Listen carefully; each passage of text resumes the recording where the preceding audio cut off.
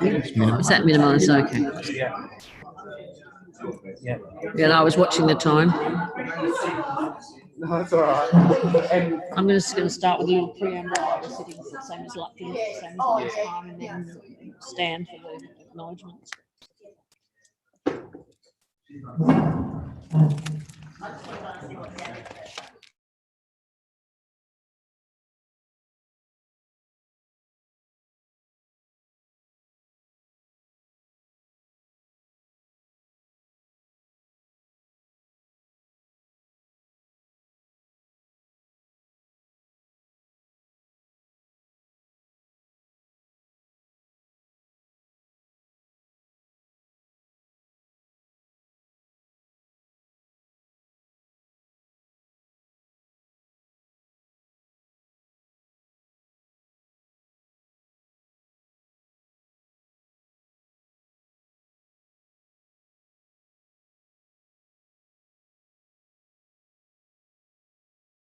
It's going to be late. I'll explain when we get to it. And you can be here later. Right, it's 7 p.m. Welcome to tonight's meeting of Burnside Council being held in the Civic Centre. Our temporary meeting location that allows for appropriate social distancing. Welcome to those who are viewing via live stream, and I remind them that the agenda can be located on the Council's website. Firstly, a reminder that the usual meeting etiquette and protocols apply in addition to mandated procedural meeting requirements. You'll be able to see the minutes in progress on your individual screens via the Zoom link sent to you today. We'll also be using show of hands to indicate your desire to withdraw an item, to gain my attention, or to speak. I ask you to raise your hand so I can see it, and for the same thing to be done for voting as well. Our CEO will support me in identifying the order of speaking and to ensure fairness and equity for all. It will also be appreciated by all those here and those viewing from home that you speak clearly, only when asked or required to do so, remembering that your comments and remarks may be heard when you are not officially debating. Please show appropriate etiquette and respect for each speaker. For your information, toilets are located in the corridor to the rear of the building lounge, and in the case of fire or other emergency, you're asked to follow the instructions from council staff. Before we begin, I ask you to turn off your mobile phones or place them on silent. And now please stand for the opening acknowledgements. We acknowledge the land that we meet on today is the traditional land of the Kaurna people, and that we respect their spiritual relationship with their country. We also acknowledge the Kaurna people as the custodians of the Adelaide region, and that their cultural and heritage beliefs are still important to the Kaurna people today. We also pay respect to the cultural authority of all Aboriginal people visiting and attending from other areas of South Australia and Australia. On behalf of the City of Burnside, I gratefully acknowledge and pay respect to those who have sacrificed their lives for this country and its people. We pray for understanding and guidance in our debate as we make decisions that will impact on the lives of all who reside, study, work in, or visit the City of Burnside. Grant us wisdom as we serve our community. Please be seated.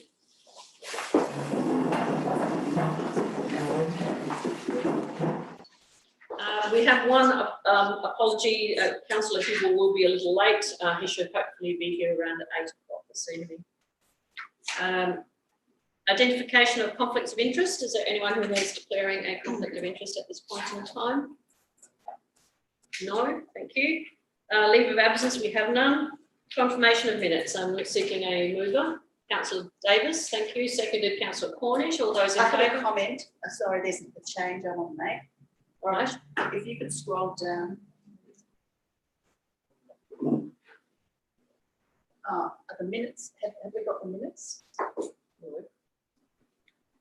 They're on the portal and online. We haven't got them in the papers. Oh, we haven't got them. Usually you have them to scroll down. No, we don't. no. No, we don't. There's a change. Can I give that to you? That would be a good idea if you send it to Rob, unless it's something that's... I didn't have a chance. Essential or but important. if I could do it closed meeting, it's a... what do you call it? Where it's just simple. It's just a tense. Okay, so it's not a major issue. It's just slip gets through with the slip rule. I haven't seen them yet to officially correct me. The minutes, well, I shouldn't say correct, officially see them and sign them off. There are no deputations tonight or any petitions. Public question time, as you know, temporarily suspended. Questions on notice.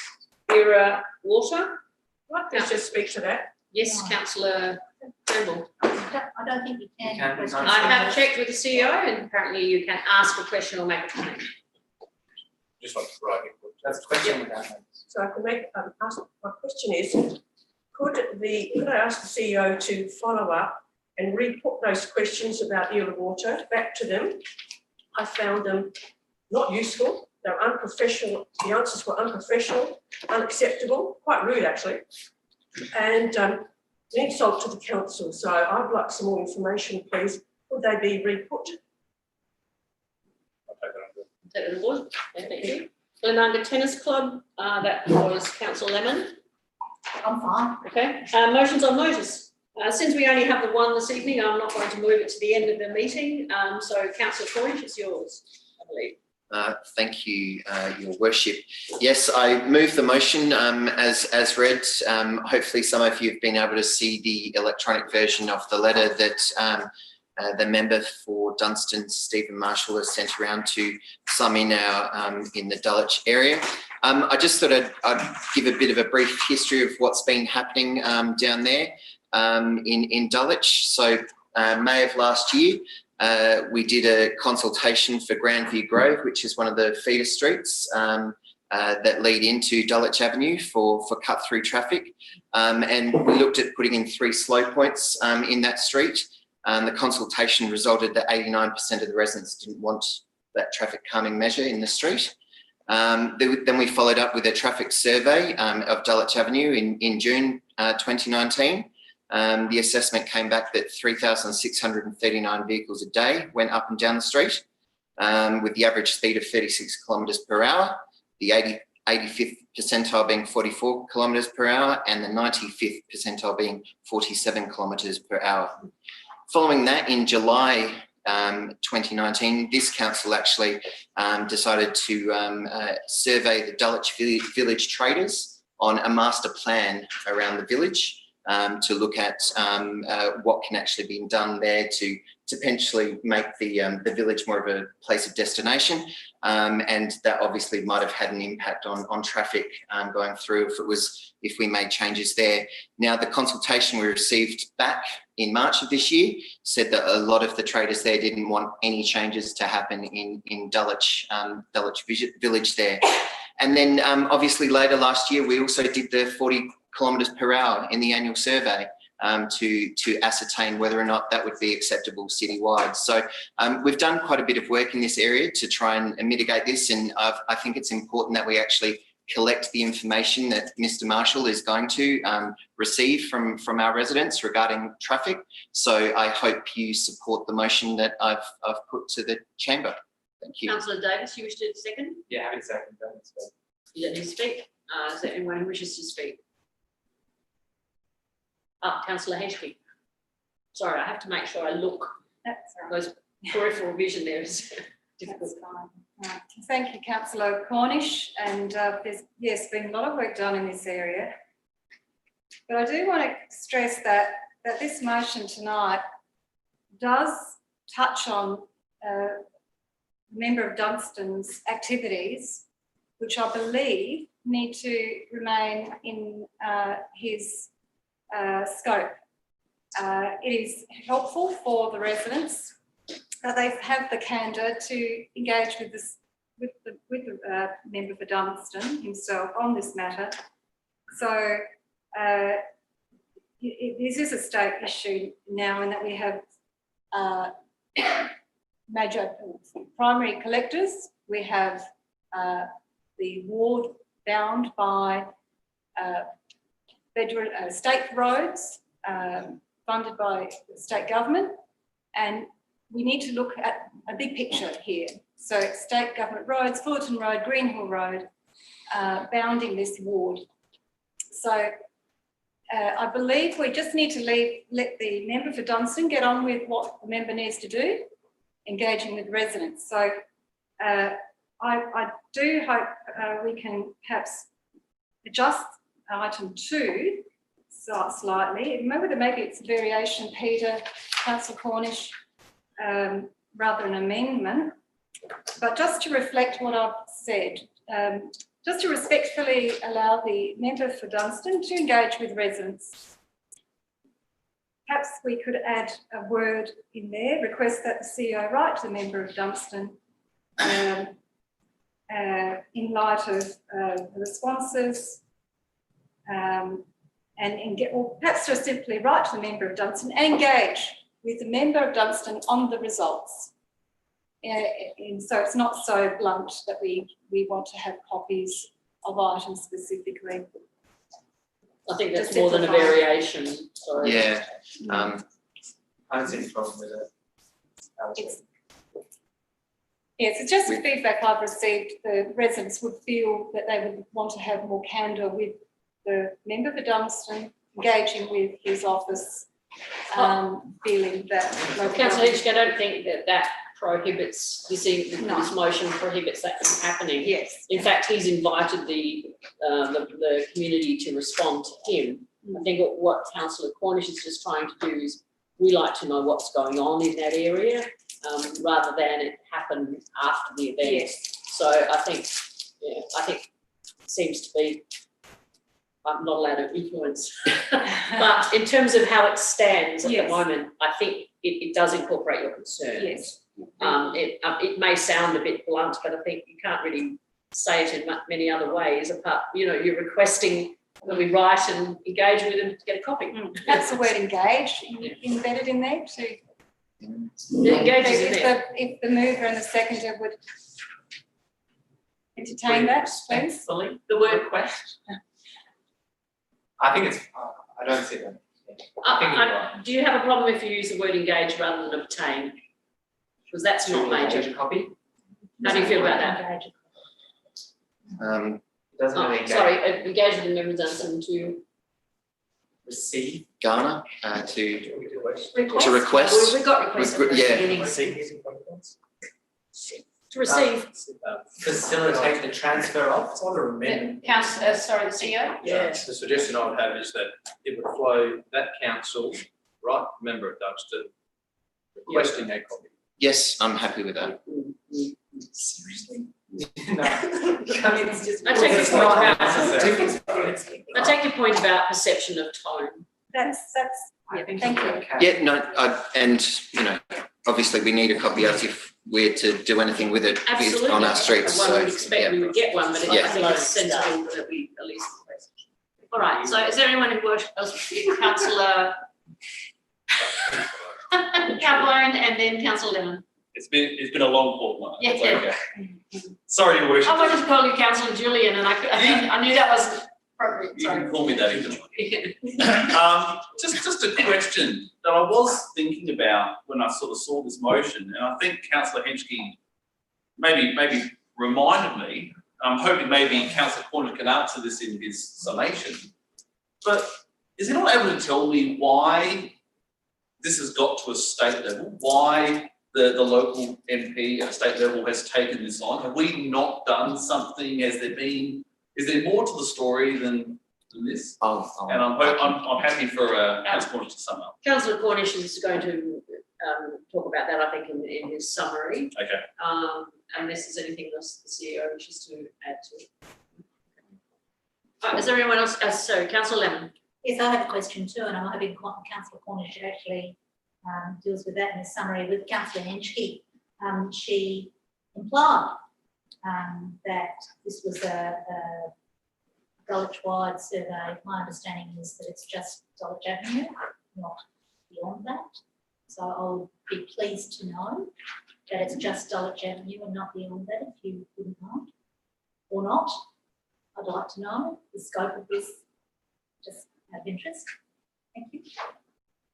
So, anyone else? But I who do wishes- support this. Sorry, you haven't support. Okay. Is there anyone else who wishes to speak? All right, I shall go back to you, councillor Cornish. thank you. So in answering of councillor Carbone's questions, when the bus routes were up for changes, there was significant changes in this area. and the Premier probably was bombarded with quite a number of emails that also brought up some traffic management issues in the area as well, which opened up that dialogue. So it would be my assumption that he's taken them on board to go out to consultation. To answer Councillor Lemon, I have no idea how wide it is. That's why I'm asking the question. So we actually get some sort of idea of who's been actually surveyed and you know what the results therefore might be, so we could actually incorporate it in any of our traffic management plans that we might be looking to do in the future. Right, those in favour? Those against? Carried. Questions without notice? I haven't received anything. Motions without notice? I actually do Yeah, have a question? without notice. And my question without notice is to administration. In the last week, we had a very unflattering portrayal of our capacity to be expedient with development applications, which was followed the next day with a mealy mouth sort of kind of maybe refraction on that. My question is, did that journalist get in touch with us at all prior to publishing that article? Madam Mayor, I might refer that to Mr. Cooper. Thank you.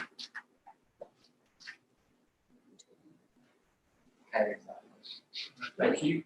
Through the Mayor, no, we didn't have any contact from the journalist prior to the publication of that story.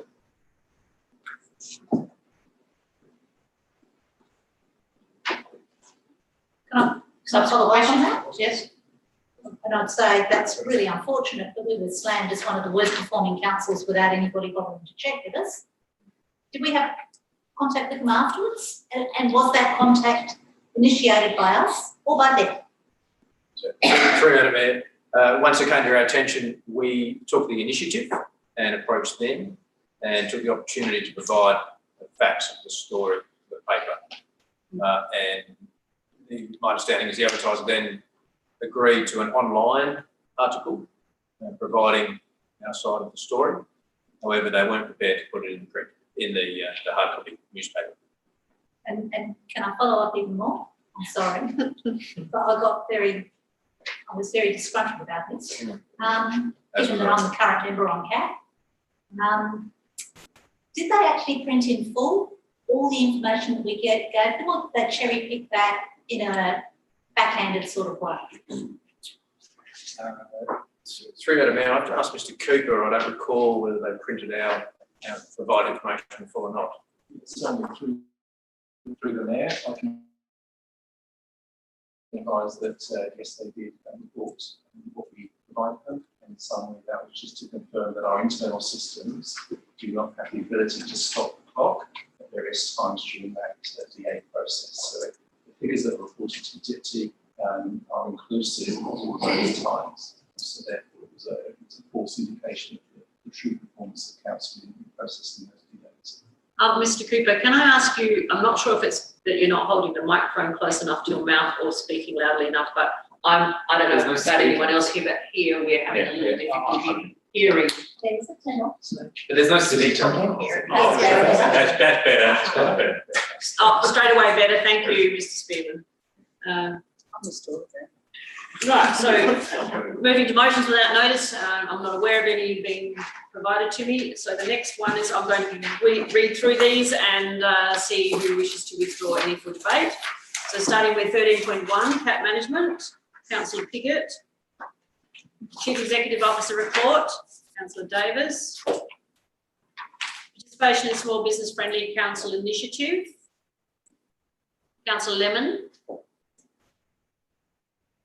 Bylaw management and enforcement sick leave statistic report, Davey. 50-kilometre speed limit on Hallett Road, Councillor Piggott. I think you just got your hand in just slightly ahead of Councillor Turnbull. We can fight it out afterwards.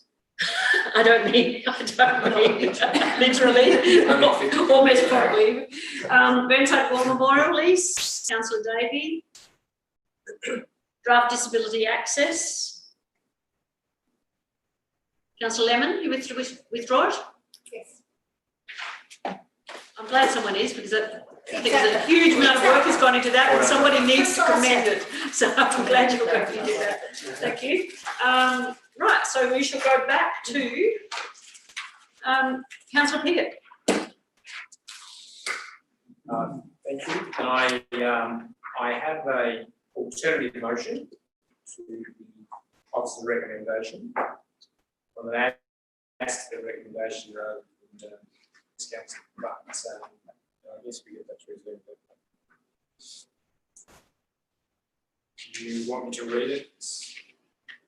I think you probably need to, because it's considerably different. Well, some of it is very different from the one that is printed in the papers. So for the sake of those people at home who, I'm not sure how much they can see of the screen, they can see it all, can they? At home? I'm happy to read it. Yeah, I think particularly the parts that, I think read it makes much more sense.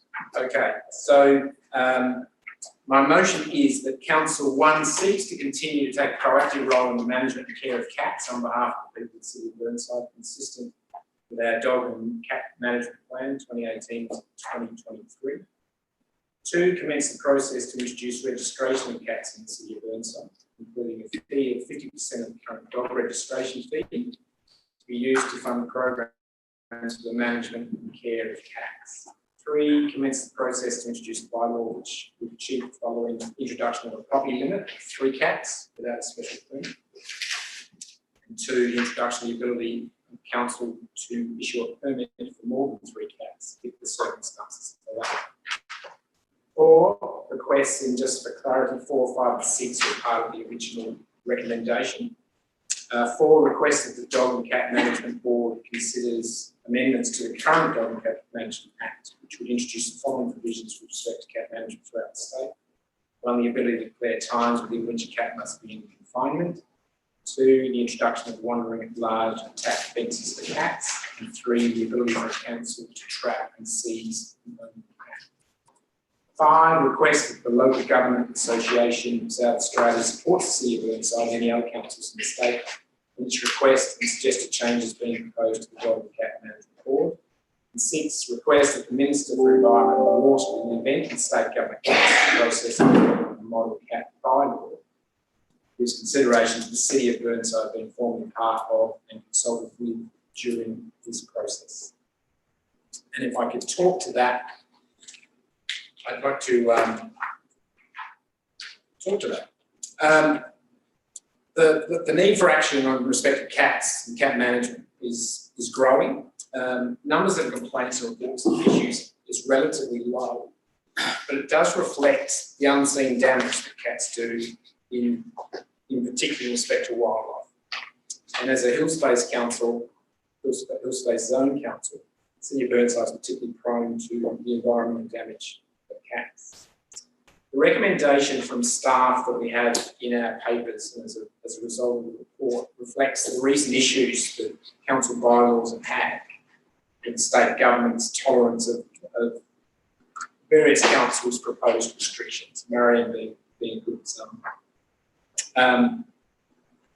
The general view, and I don't disagree with this, is that cats should be resolved on a statewide basis. To quote the Rspca, cats don't understand council borders, but they're not alone there.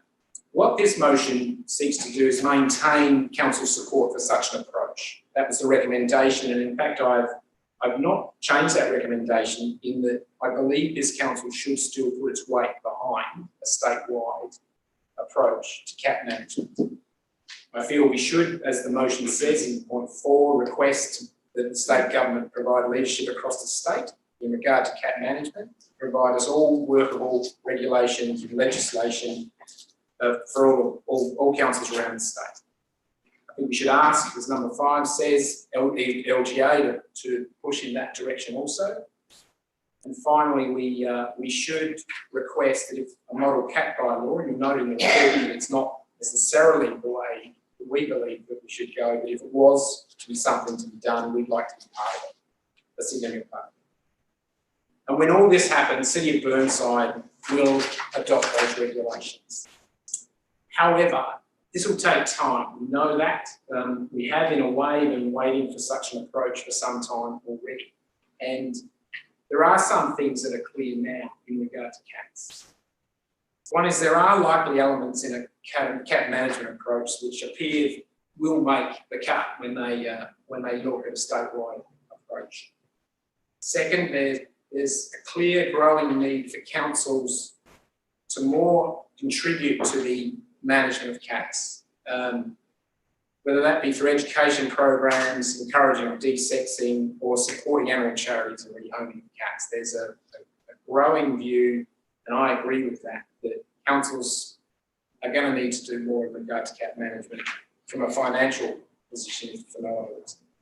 And third, I believe that there is actually an appetite amongst responsible cat owners to contribute to the solution in regard to cat management.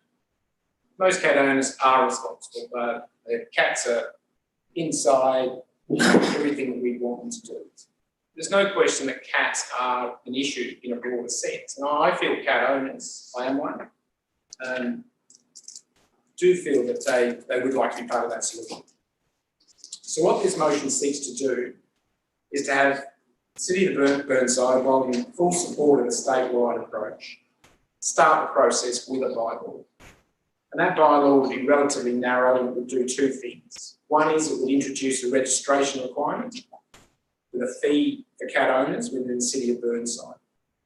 This is in line with the Rspca management plan that came out last year, Action 10, which advocates for cat registration. And what it does is it develops a budget which can be directed by council to the best practice of cat management going forward. This shouldn't be seen by cat owners, I feel, as a punitive measure. Certain previous debates have looked at it like that. But it should be seen as an opportunity for cat owners to contribute to the broader responsible cat management solution. The second thing it does will introduce a system with a maximum number of cats of 3, and then also a system where council could approve more than 3 under the right conditions, where cats were microchipped, desexed, both insisted by state law, contained and well cared for. The clear goal of council is actually to have a statewide approach for all councils, and when we do, we will adopt it. However, I feel we can start now on the predictable elements. We will be well down the track of bringing our community along with its requirements when it happens. And in the meantime, however long that may be, we will have combined with our responsible cat owners to positively invest in cat management and care. That's what the motion does, and I seek your support. Seconded by Councillor Carbone. Thank you, Worship. I'm happy to second this, and it brings back flashbacks for me. And I recall in 2006 these sorts of issues coming up for discussion, and it was a different world, I think, back then. And these sorts of things were viewed as just too political, too hard, too polarising, and will be seen as an anti-cat movement. We'll be declaring war on cats, I suppose. But we've come a long way in that time. And as a fellow cat owner, and I've always been a cat owner, sometimes 2 at a time, I think people are now starting to realise these sorts of things aren't anti-cats. They're actually pro-cats. They are pro-animal cat welfare. And I sat on the Animal Welfare League board for 10 years. And if there's one thing that I took away from my time on that board was that we do need better management of cats, okay? Both for the cats themselves, for the cat owners, and the wider community. And the golden rule, was desex, desex, desex. And whilst it doesn't specifically mention desexing and so forth, it does pave the way, because we're now incurring revenue, it now paves the way for more appropriate cat management programs, such as desexing programs at a local level.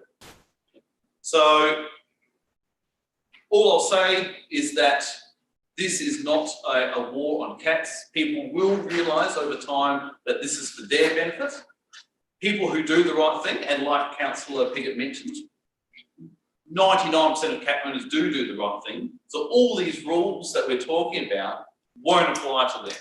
The number of cat limits and not letting your cat wandering at large and keeping your cat inside at night. Everyone does that now. So all this is doing is protecting the wider community. I was a little bit concerned about the words, trapping and so forth, but I realise now that that again is for the cat's benefit. And I know the media and some people might pick up on the term, oh, we're trapping cats and so forth, and it conjures up all these bad images. But think of this, if there's a cat wandering around, it's probably lost. And I would rather a cat being trapped and taken to a vet than seeing a cat die on the side of the road. So all these things, in the long term, people will see that they are pro-cat. I'm looking for Councillor Henschke. Thank you, Mayor. There's quite a bit to this motion, and I thank the mover and seconder for it, and of course the administration that's worked very carefully on this topic. But there's one part I think that we haven't mentioned here, and I know we will involve them, and that's the community. There are not-for-profit organisations that Councillor Carbone's mentioned and Councillor Piggott that have been working on desexing cats for 25 years. Thousands and thousands of cats have been desexed by these communities. These communities are the ones that do the letter drop boxes in their local area. They're the ones that go and connect with the community and help each other to pick up the cats, desex them, volunteer vets for free. It's amazing. I really do think we need to amend this motion to enhance it, to acknowledge these groups. And I've sent my amendment to Rob, and I'll read it out. If we could please add, so I amend that in addition to the above work. Excuse me, do you want that as number 7? Yes, number 7, thank you, Mayor. Yes, it is. Yep. So 7. Just 3 minutes. Just need to understand whether the mover and seconder are willing. So the mover and seconder are willing to entertain that change. Otherwise, it's an amendment to the motion, and we need to go through a floor. I'd need to hear it. Yeah. So I'll continue. Yeah, I'll continue speaking. So the idea is to, in addition to the above council, we'll work with neighbouring councils to ensure the policy is implemented collaboratively, and we'll also work with groups working to control cat numbers through desexing and rehoming. Now, our neighbour councils, Norwood St Peters, work with these not-for-profits already. They have partnerships. That's something we might want to entertain and formalise. It is a great opportunity for to enhance community connections with not charities, and I believe that will be a multi-pronged approach where we have this regulatory system plus the community fully engaged with making this happen. It will not just happen with legislation, I believe. Councillor Piggott, do you see that as contradictory in any way, or would you consider adding it as an addition, or do we need to go through a formal, and obviously Councillor Davis as well, but Councillor Piggott's not happy, there's no point in asking Councillor Davis. Sorry, Carbone, yeah, apologies.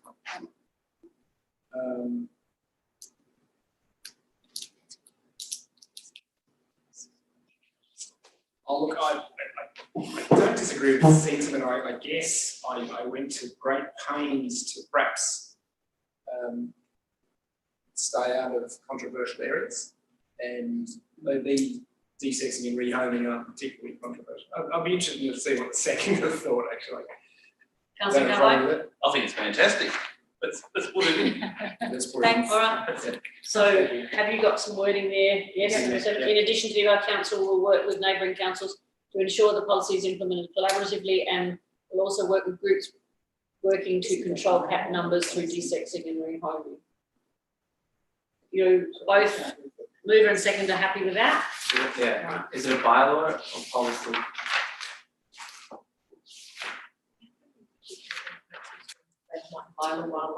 Exactly. We're just checking, we think it's a bylaw.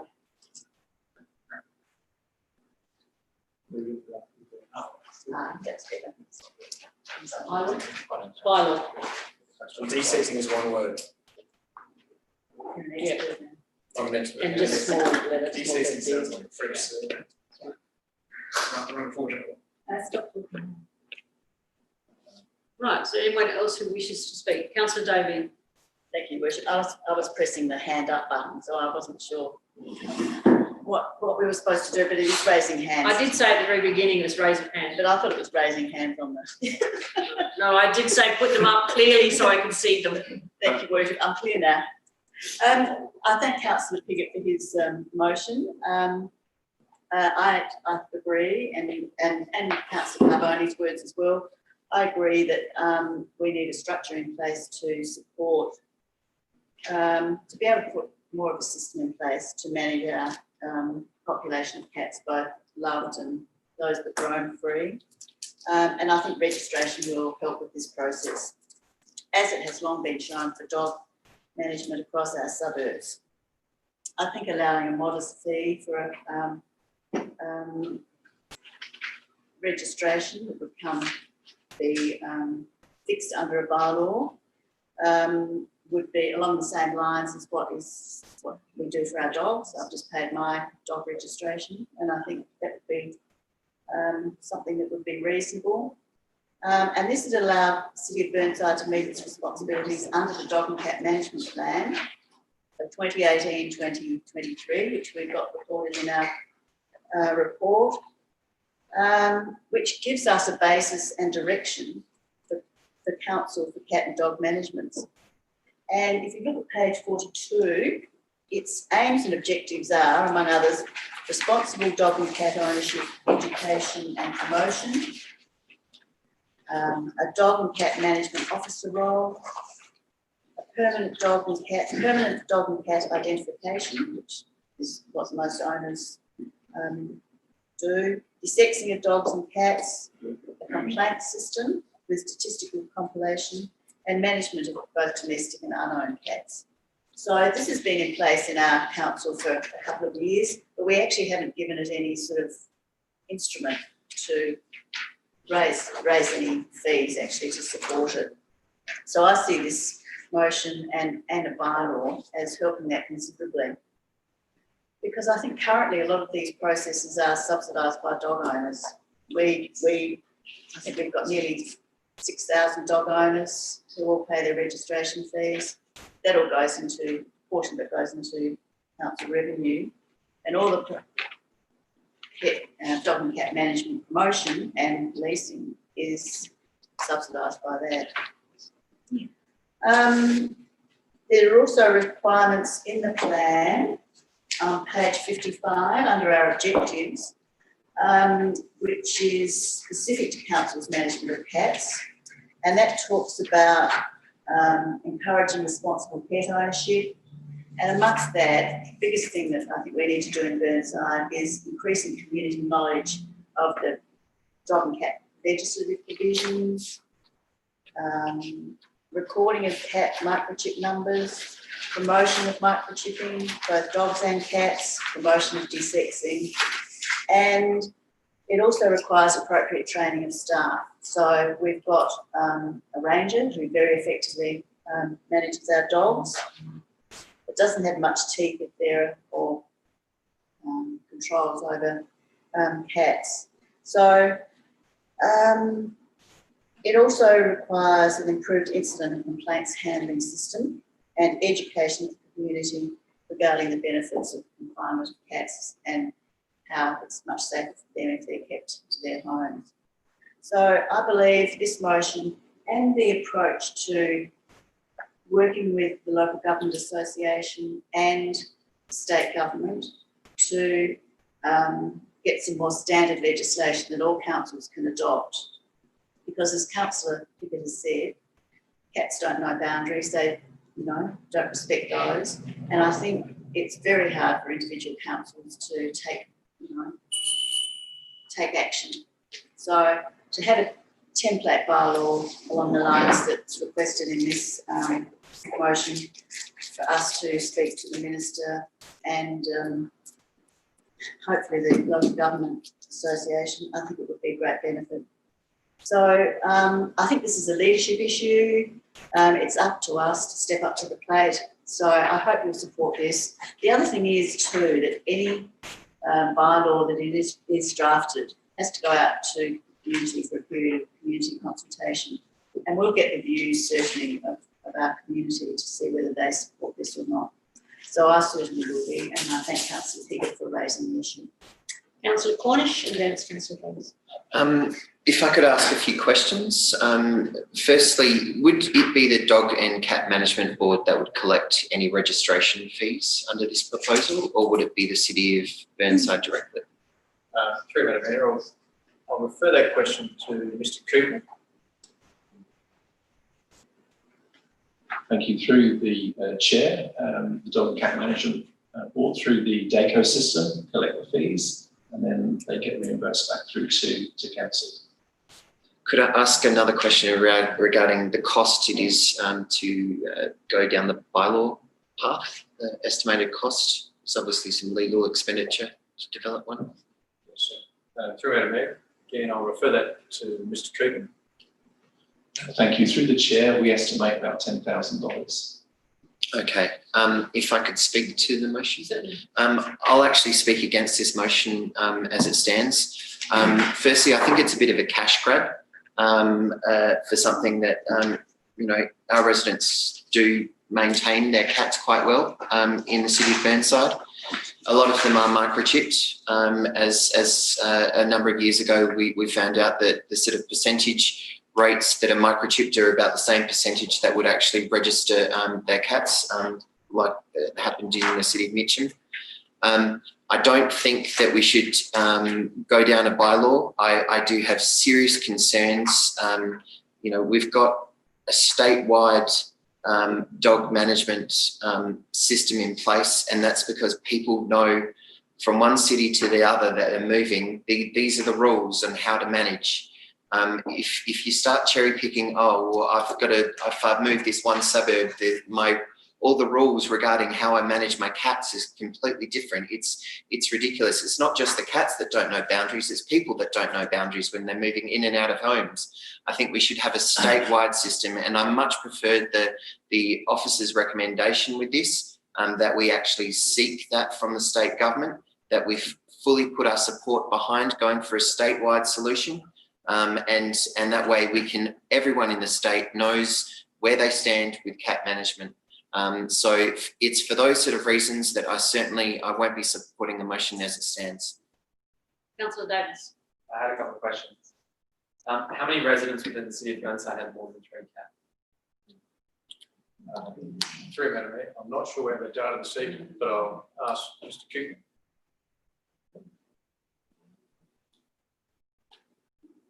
Thank you. Through the chair, unfortunately, we don't have any idea of those numbers. And how many complaints have we received about the crazy cat lady or from The Simpsons? And how many residents are worried about making complaints about cat owners? Through Madam Mayor, and I'll refer to Mr. Cooper.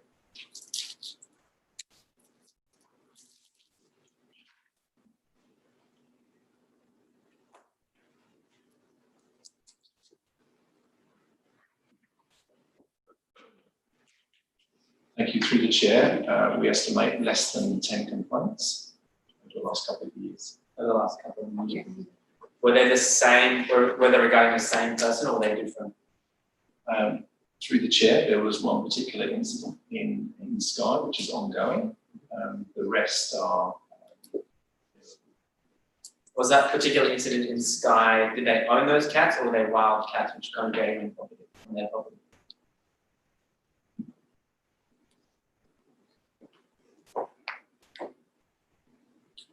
Through the chair, we understand them to be semi-owned cats. And so that would mean that they're being fed by the owners of that property. The motion in point 2 talks about commence the process to introduce a bylaw. What does it mean to commence the process? Through Madam Mayor, again, Mr. Cooper, I'll refer the question.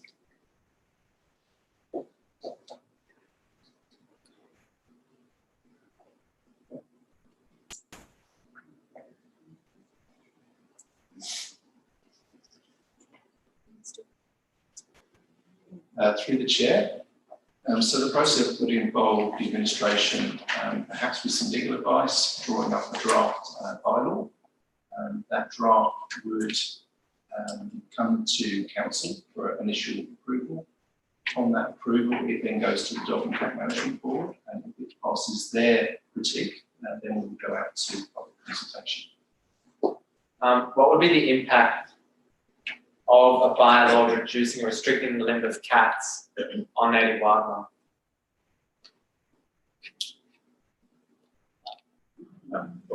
Through Madam Mayor. Comment, Mr. Cooper. Thank you. Through the chair, unfortunately, that's going to be too hard to quantify at this stage. I'm not aware of any research that can provide that information. Do we have, so we don't have any information about that at all, what the effect of this bylaw would be? Do we have any information from another council who's implemented a bylaw like this, and if it's had any impact? Through Madam Mayor, I think it's fair to say officers haven't brought a recommendation through some bylaws, so we don't have that research or that data at our fingertips this evening. We have to take the questions on notice around that and provide them at a later date. I want to use this card, but how can I vote on a motion without any information? Perhaps the mover can respond to it if he's summing up. I'm happy to give leave to Councillor. I move that Councillor Etiquette have leave to speak again on the motion to provide that information now. I move that way. You can have another 5 minutes to talk about it. It's a thing in the procedures, you can do that. You need a seconder for I'm that. happy to second that. You happy? All right. Why not? We have to vote that, yes. Those in favour of having Councillor Pickett speak again?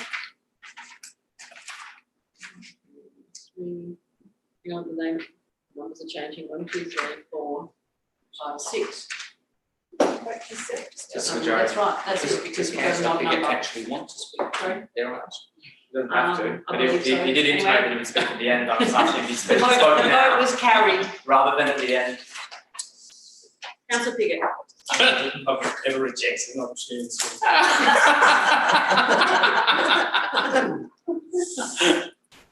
I think the question was, you know, what direct relationship would there be between reducing the amount of, or controlling the amount of cats in one residence on the impact on wildlife, was the question.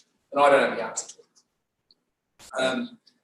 But given the chance to speak, I feel, and equally, I'm not sure anyone's got the answer to it. But if you do actually read the information around cats, and look, the solutions about, there's a couple of things. One is that the impact on wildlife is the single biggest issue around cats. There are limited complaints at the moment, yes, in regard to specific cats from our residents. But the fact is that there is a cat management issue, and I think it's almost unarguable. Where the argument comes in is what to do about it. The main issue is wildlife, not the only one. But when you read the literature, when you read the management plan in particular that Rspca and the animal welfare put out, what it tells you is there are certain things that would be important in a cat management policy. And one of them is knowing what cats you've got out there. They actually talk up the number of cats. They propose a limit of 4. The Rspca Plan, most councils have 2 of the bylaws that we have.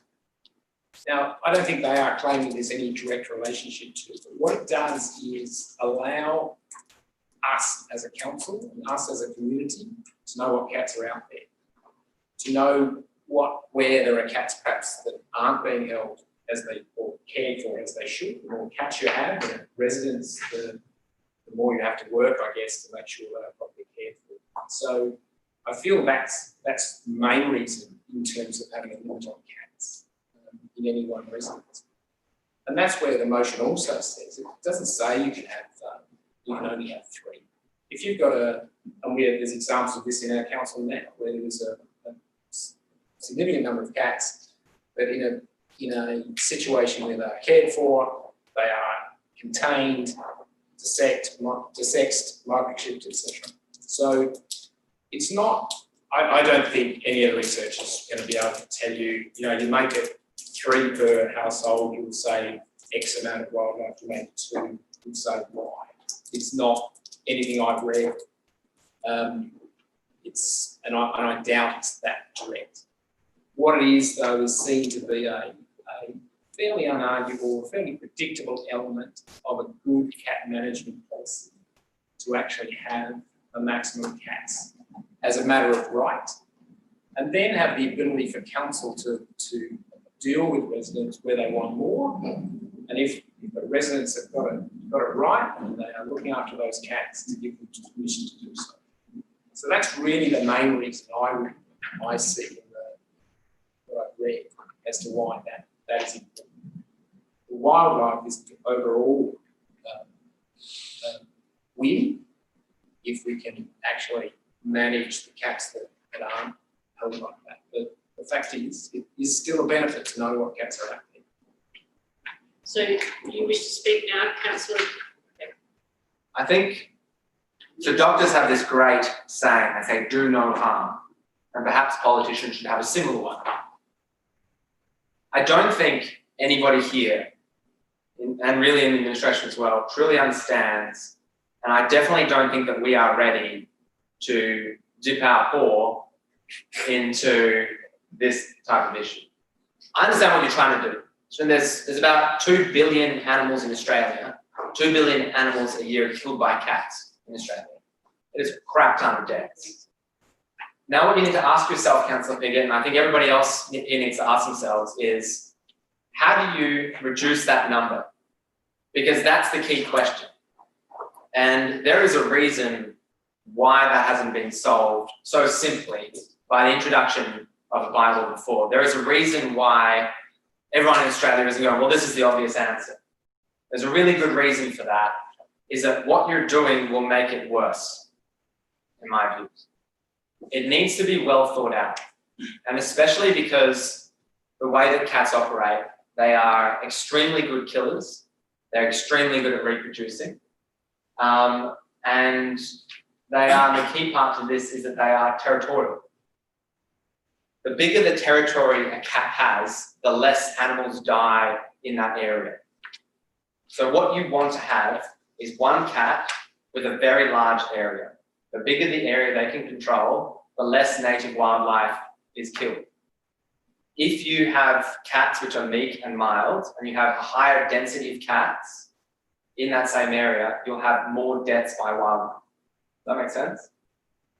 Because they still need to eat the same amount. I'm getting a lot of confused looks. If you have 10 cats within an area versus 1 cat within an area, you can calculate, I'm sure, there'll be more deaths where there's 10 cats rather than 1.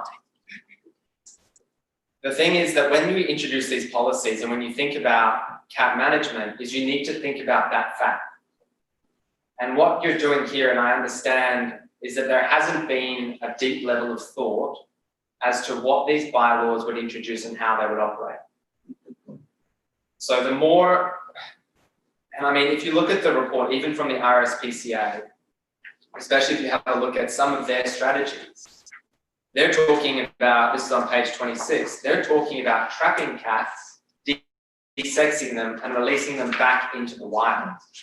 Because what you'll find is that if you're actually successful in reducing, say, the number of, if you get your cat curfew, if you get these types of things, and you get these measures, and you don't do them in a coordinated way, you'll make things much worse. Because what can happen is that feral cats can move into an area. So what I think you're doing is making things much worse. And it is very, very clear to me that nobody has any information about why we're doing this, what the impact would be. We don't know how many, or even a slight inkling of how many people this bylaw would affect. Now, this is a bylaw to go out to the entire city, and it's meant to have something. I mean, apart from gathering fees, that's the only thing I can imagine. That's all this does in item 2 is gather fees. You haven't set out what the purpose would be of gathering those fees and why you'd like to do it in this way, or what kind of service you'd like to provide to cat owners. Are you going to have cat parks? I think it's a very different position than dogs. But what I think we need to do is have a state approach to it, and it's really not, we shouldn't waste money, we shouldn't waste I suppose, this engagement opportunity to actually have an impact on cats. And I think you'll find this is going to make things worse. Now, if the state government is going to look at these types of laws, then let's wait until they do that. But in many ways, talking about capturing cats, the better option is actually to release them again, because they control those territories. And so every action you take has there's an implication from it. The only way that you're going to stop deaths by cats from native wildlife is to introduce a virus and kill every cat in Australia. In my view, that's the only way you're actually going to stop it. And if you have a look at the data, if you have a look at what the Rspca actually said about the effectiveness of some of these measures, I think you'll find they're actually very ineffective. So we don't have any data. We don't know what we're voting on. We don't really know what we're going to the community with. It's all on a hope and a prayer. And I think that you're going to make things worse without thinking about why exactly is it that you want to have this limit? Why is it that Rspca say 4 rather than 1? Why do they say that? And there is actually a very good reason. If you don't know what the reason is, you shouldn't be voting for this motion, because there is a specific reason about why they say 4, not 1. That's why there's a recommendation. If you don't know what you're voting on, I would suggest you not vote for it. Right, I have 2 more people here to speak. Councillor Dawes, and then Councillor Turnbull. And Councillor Jones. Did you wish to ask a question? You actually had your hand up before Councillor Jones, so I'll put you in there between after Councillor Turnbull. I'm first, Mayor. You certainly are. Thank you.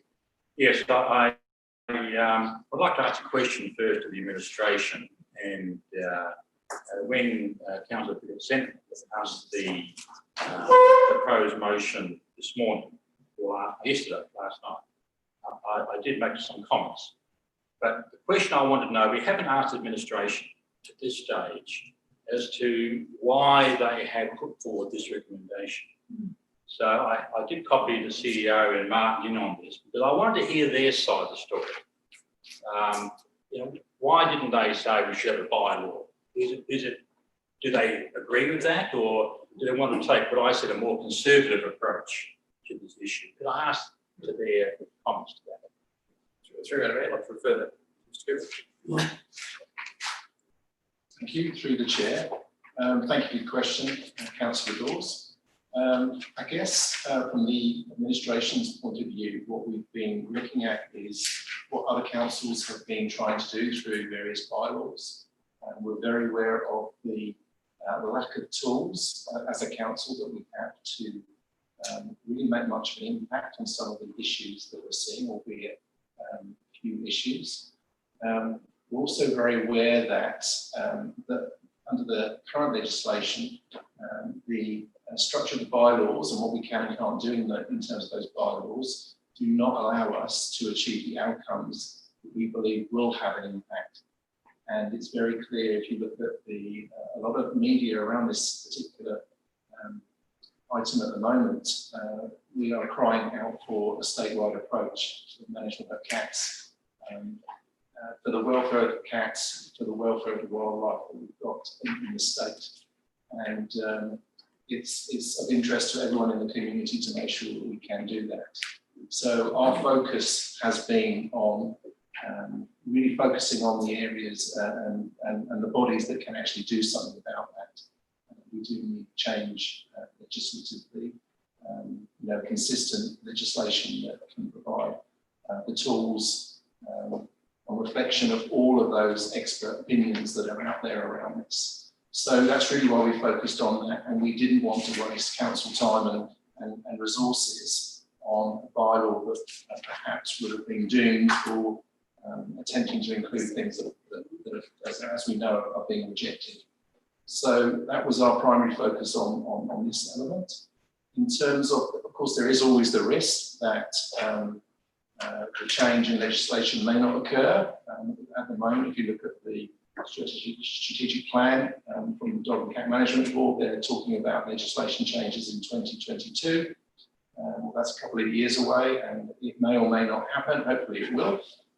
But the current motion proposed by Councillor Etiquette doesn't really touch on those contentious issues. And what it does do, and administration would be supportive of that, is to put some tools in place for council to be able to make some progression.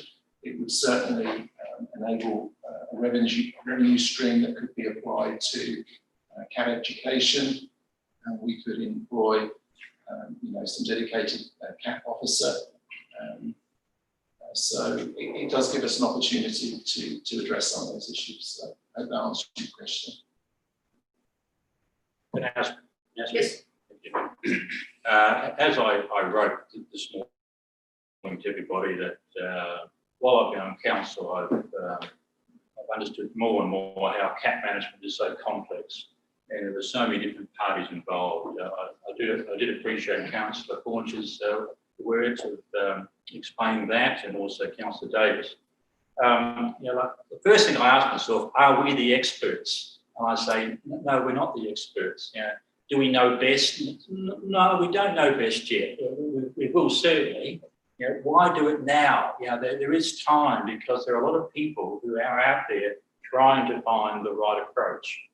Our former mayor is the chair of the Dog and Cat Management Board. I really go into his ear and ask him a few more questions about how we should approach this. Perhaps what Councillor Pickett was saying, we could do that in the future. But at this stage, I believe that we should follow the officer's recommendation. I really do believe that. I think we're getting ourselves into some hot water if we go in too quick. Thank you. Councillor Turnbull. Basically, I have a question to Councillor Piggott. Why did you change the introduction of property limit of 3 cats? You had 2 cats this morning when it came through.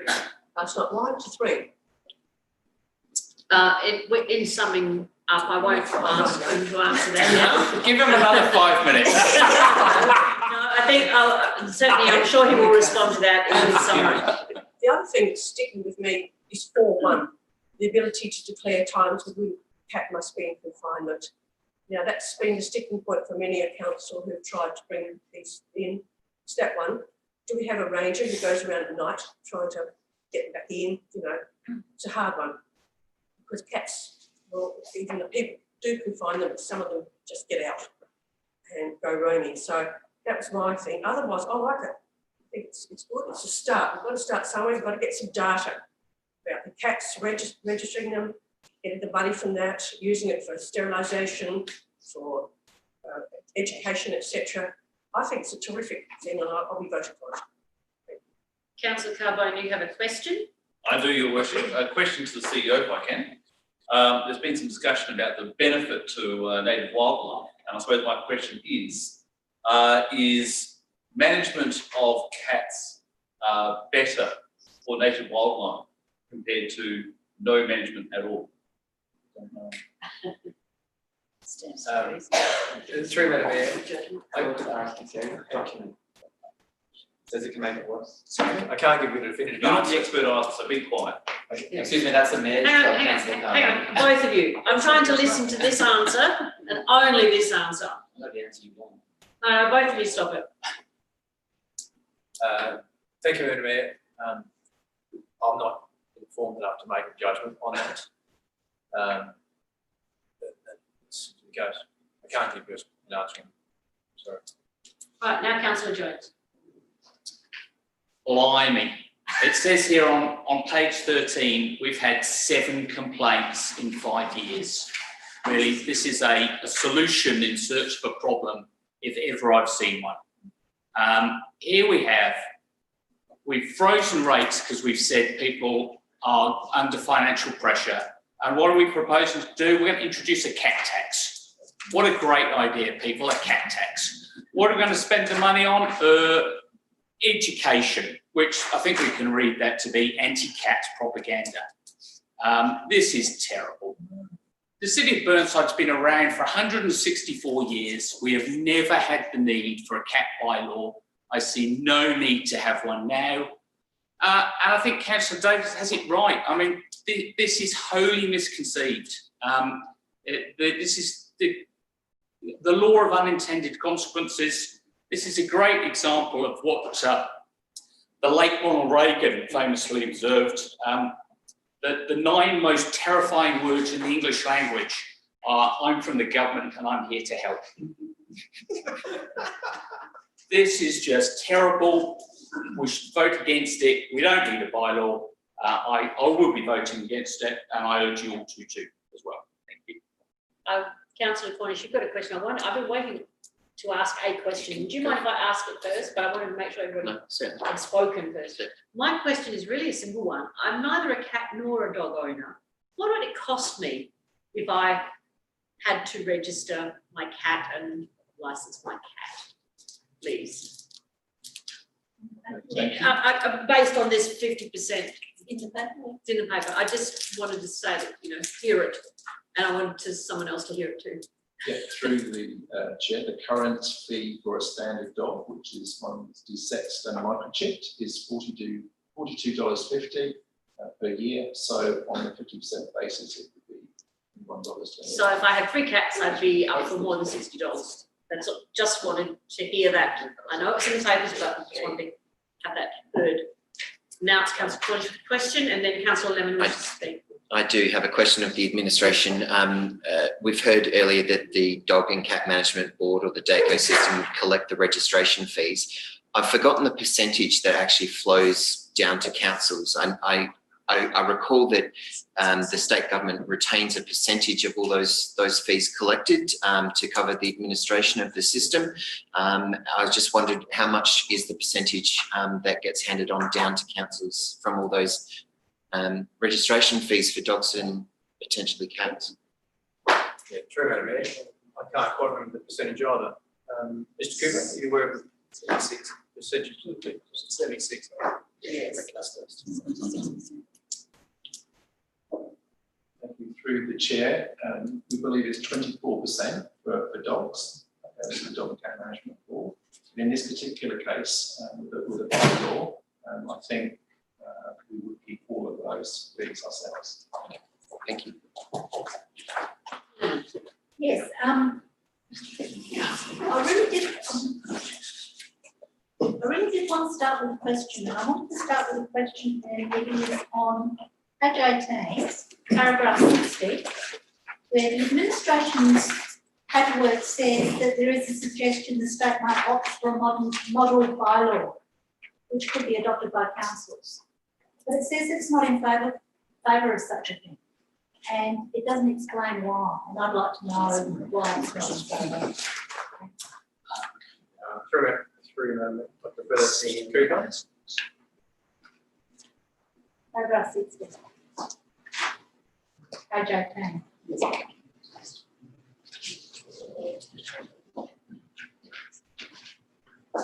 Thank you. Through the chair, paragraph 60, where it says, for reasons outlined in this report and because it would lead to unnecessary work, this approach is not favoured.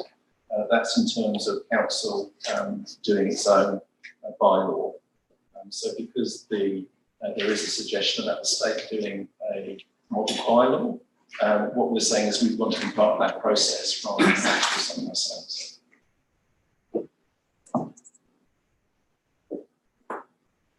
It says on this, I'm sorry, if I might just recap what I've just been told. What I feel I've just been told is that administration, rather than do its own bylaw, would rather have the state government give us a model bylaw. But that's not what this says. It says this approach is not favoured. So am I hearing it wrong or am I reading it wrong? Mr. Cooper?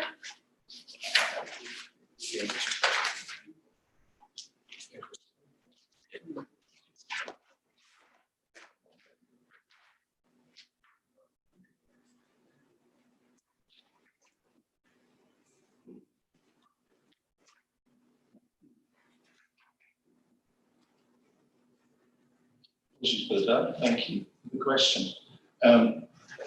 Clarification on that would be that rather than in the example of say 68 councils doing their own bylaws, it would be more effective to change the legislation which would cover every council.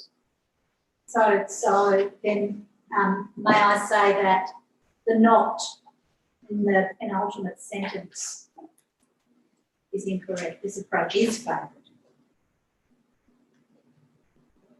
No? It's just the way it's been written. Yeah, I think, So what paragraph 60 actually says is, contrary to that. administration seeks clarification from the state government for a whole of state cat management plan rather than 68 separate bylaws by councils. Would that be correct? Would I be correct in paraphrasing in that one? Yes. Correct, councillor. Thank you. Well, that's really good. I'll speak to it now. I'm very happy that I actually clarified that because it wasn't clear to me from that paragraph. Good pick up. When I first, I'll get to the amendment in a minute, but when I first read this, I found it quite interesting that it appeared to me to have come from nowhere. It suddenly appeared. And I actually made a phone call to Mr. Cooper and said, where did this come from? We actually have had 7 complaints about owned cats in the last 5 years. What suddenly made this important? And we had a long conversation, and I have to say with the greatest respect, I'm not satisfied with the answer. So I made an assumption that because we have one of our staff members on the Dog and Cat Management Board, this has suddenly become a hot topic because I can't see any other reason why this has come up in this council on this night. There is nothing. Have I said something wrong? CEO's got an answer. Through Madam Mayor, now just context, I might be missing something, but on page 11 of the report, this report has been brought in response to a council resolution requesting such report. So that on the 24th of September 2019, adopted unanimously, I might add, by council. That's why this report is here. And we could have had a workshop. We could have had it. This come boldly going where very few councils before us have gone, I must say. So I'm still not convinced that there's urgency in this, I have to say. Even reading the report and clarifying it and having that conversations. So that's the first thing. In terms of the report, I actually don't have a problem with the recommendations that the report makes. I think it's sensible to actually seek input from the state. But I do have a problem with the clunkiness of how this whole thing is being approached. And from my point of view, the clunkiness is actually about the difference between owned cats and unowned cats. The whole definition of cats and all of this has changed. We don't talk about feral cats. Apparently in this, it tells us that it's very unlikely to be a feral cat in Burnside. Well, as a Burnside resident, I don't think there's anything feral in Burnside, cats or anything else. But what we do have is unowned cats. And we have semi-owned cats, which are cats that are basically unowned except for the 5 minutes that they get fed by a human being. There's 2 issues here. There is domestic cats that are looked after by their owners. A lot of them are actually confined to their homes all day or to cat runs. Many of them have no impact whatsoever on wildlife because they are that constrained in terms of where they can go and what they can do. And then you've got that other cat population that doesn't actually have owners. And they tend to be the ones that are the killers. I mean, all cats are killers, I'm with Henry. All cats are killers, they're really good killers. But the ones that are unowned are the ones that tend to actually decimate our wildlife. There is very little distinction between the 2 populations in here. There's very little distinction in how they're both going to be treated. And I find that clunky, I find that not well thought through. So while I'm happy to support the recommendation to actually progress this further with the state, I think we need to start looking, especially since we're all space, I think we need to start looking at owned cats, beloved cats, and semi-owned and unowned cats. And I think they're very, very separate issues, and I think we need to start looking at the effect of both on wildlife. So now I'll speak to the amended motion. Mitcham Council actually put forward registration of cats some years ago. And it's estimated that of cats, in Mitcham Council, a third of them are registered, a third. So 2/3 of them aren't, they don't even make 2 and 6 in a year. They make no money at all from that. So looking at registration as a revenue scheme, stream, is ridiculous. The other thing I point out, because I've got to go quickly now, is that on page 16, you will see all the councils that have got something or nothing. And if you look at Unley, it's got nothing. If you look at Norwood, it's got nothing. And if you look at Campbelltown, they've currently got something forward, but it's been pulled by the Dog and Cat Management Board to be looked at more closely. So really, us walking down the bylaw path is premature. I'm not saying we shouldn't at some stage in the future, but right now, I don't think we've thought this through enough. I don't think we've got enough research. I wouldn't support this. I will not support this. I will support the officer's recommendation because I think we need to start having that conversation with the state about having a statewide cat bylaw. And I will leave it at that. But I'll support the officer's recommendation, but not, the final thing I want to say is caging cats, capturing cats and putting them in a cat cage or trapping cats is the cruelest thing you can possibly imagine. That is a hideous, cruel, disgusting thing to do, which our bylaw, this is in our motion now, this is so cruel. They're not called scaredy cats for nothing. Cats run away. To actually capture one, It's time. disgusting. Can I move that so we give them extra 5 minutes to Councillor Lemmens? I'll second that. Those in favour, please raise your hands.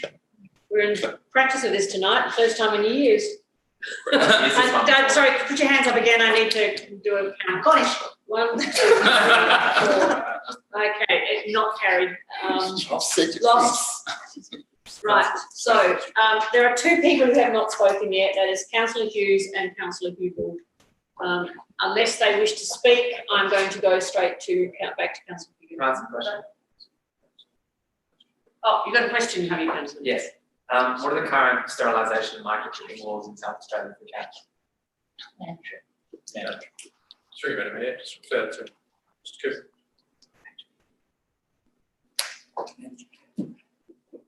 Thank you for the question. Through the chair, I understand that all cats that are born after the 1st of July 2018 have to be resexed and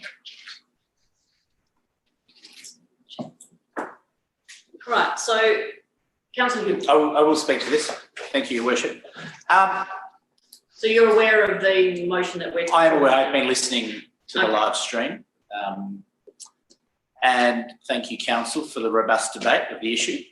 I do have some thoughts about cats. I'll jump in quickly at the start and say I have Petunia, Mittens and Wolfie living with me.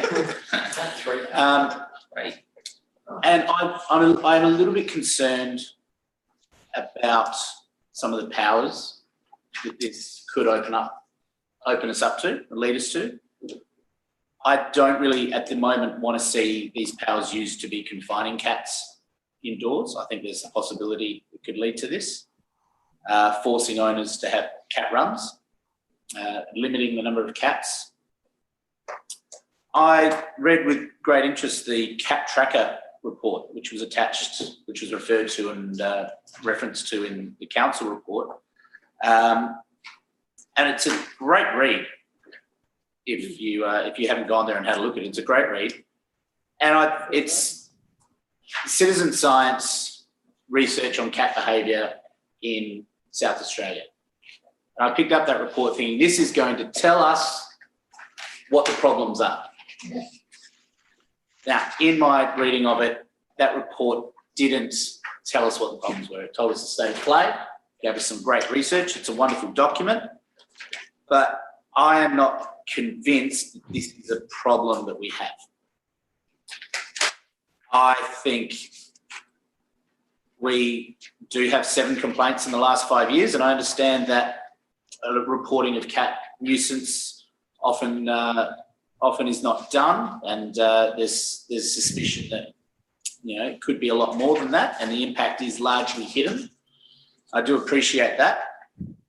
But I also would really be interested, and this was alluded to earlier, I'm not sure who was speaking, I'm sorry, but I would want to see evidence that these sorts of controls would solve the problem that is alluded to in the report.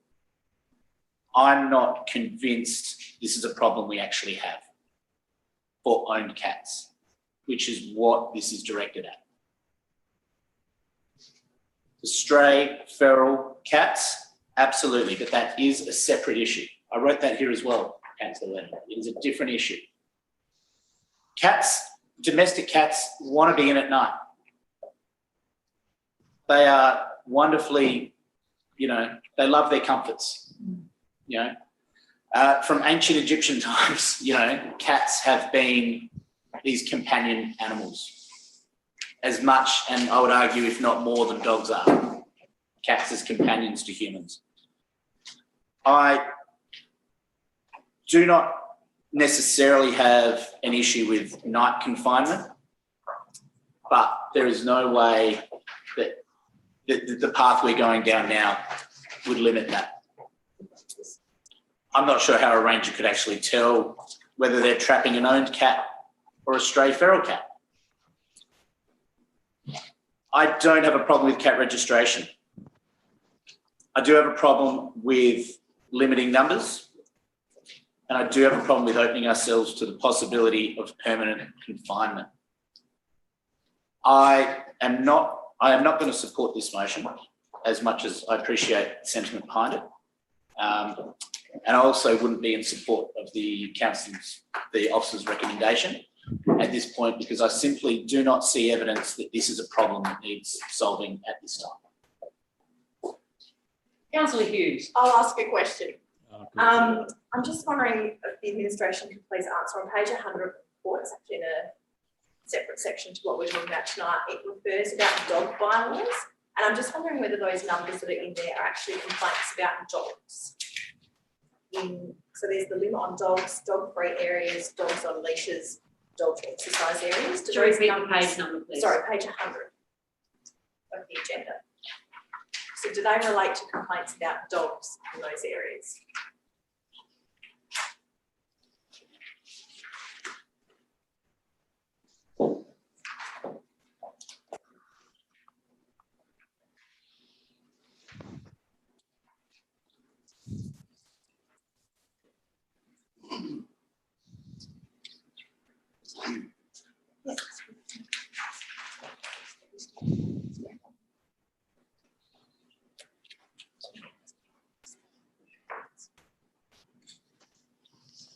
Through the chair. Yes, these numbers are related to dogs, but it doesn't reflect all of the issues that we have with dogs, which are covered by the legislation. So this only relates to the bylaws. But we haven't had any issues relating to the bylaws around dogs relating to these items. Is that what that means? Sorry, I know we're in a different section of the report, but I'm just trying to draw together whether people saying we've had 7 complaints about cats, so I'm just trying to see, well, if this relates to bylaws and we haven't had any issues with bylaws, why do we have dog bylaws? I'm just trying to see whether we can draw some parallels. I'm trying to draw a long bow. Well, I'm giving it a good old crack. Through the chair, all the bylaw does in this particular case is to limit the number of dogs to 2 general property. Okay. I'm confused what they mean, but we can talk about that later in the evening. Look, I will speak very briefly because everyone else has had a turn, so I may as well. I don't actually have an issue with the motion, and I don't have a cat, don't have a dog, so maybe I'm not even qualified to vote on the issue. But I think the fact that tonight, Councillor Dawes brought up that we're not the experts. If that's the case, we would vote on nothing in council. I'm just putting that out there because a lot of the issues that come here we are not experts on, but we have to make a decision based on what we think might be good for the community and based on feedback of others, basically. But we're not experts. We're not experts on anything that comes here. And look, Councillor Davis has referred us multiple times to the Rspca report in here. And if you go to point 10 of the action list around cat registration, page 29, it is actually listed there that it should be the responsibility of councils to implement registration and enforce cat registration. And maybe because I don't have a dog or I don't have a cat, I can't personally distinguish the difference between a cat or a dog and why you would register one but not the other. I'm happy for someone to enlighten me. It's not just for income purposes. It's about cat management and also providing owners with reinforcement that that ownership comes with wider responsibilities. I think for me, that's the main point there around registration. So I think Councillor Turnbull made a point around 4.2 around the cat confinement. I don't think it's that's something that I agree should go back to the state so there is consistency across the state, which I think is what this motion does and what the officer's recommendation did as well. Look, I am happy to support the motion because I think we should be encouraging responsible pet ownership in general across the city of Burnside. So for that reason, I will support it. Councillor Cornish, you have a question? I do have a question. We heard earlier that the cats need to be microchipped. Can I just verify that microchipping a cat provides the details of the owner in terms of who's the registered owner of that cat? You want to verify that? Yes, I'd like to verify. I'm seeing it not. I'll get it official. Yeah, everybody understands. The chips are to the owner. Yep. Chip is. I can read it. All right, Councillor Piggott, everyone has spoken and lots of questions. I have. And you get a third time chance to speak. I have one there. I think just on my record, I would like you to listen to my summing up quite carefully. I'm sure you would anyway, but the numbers are close.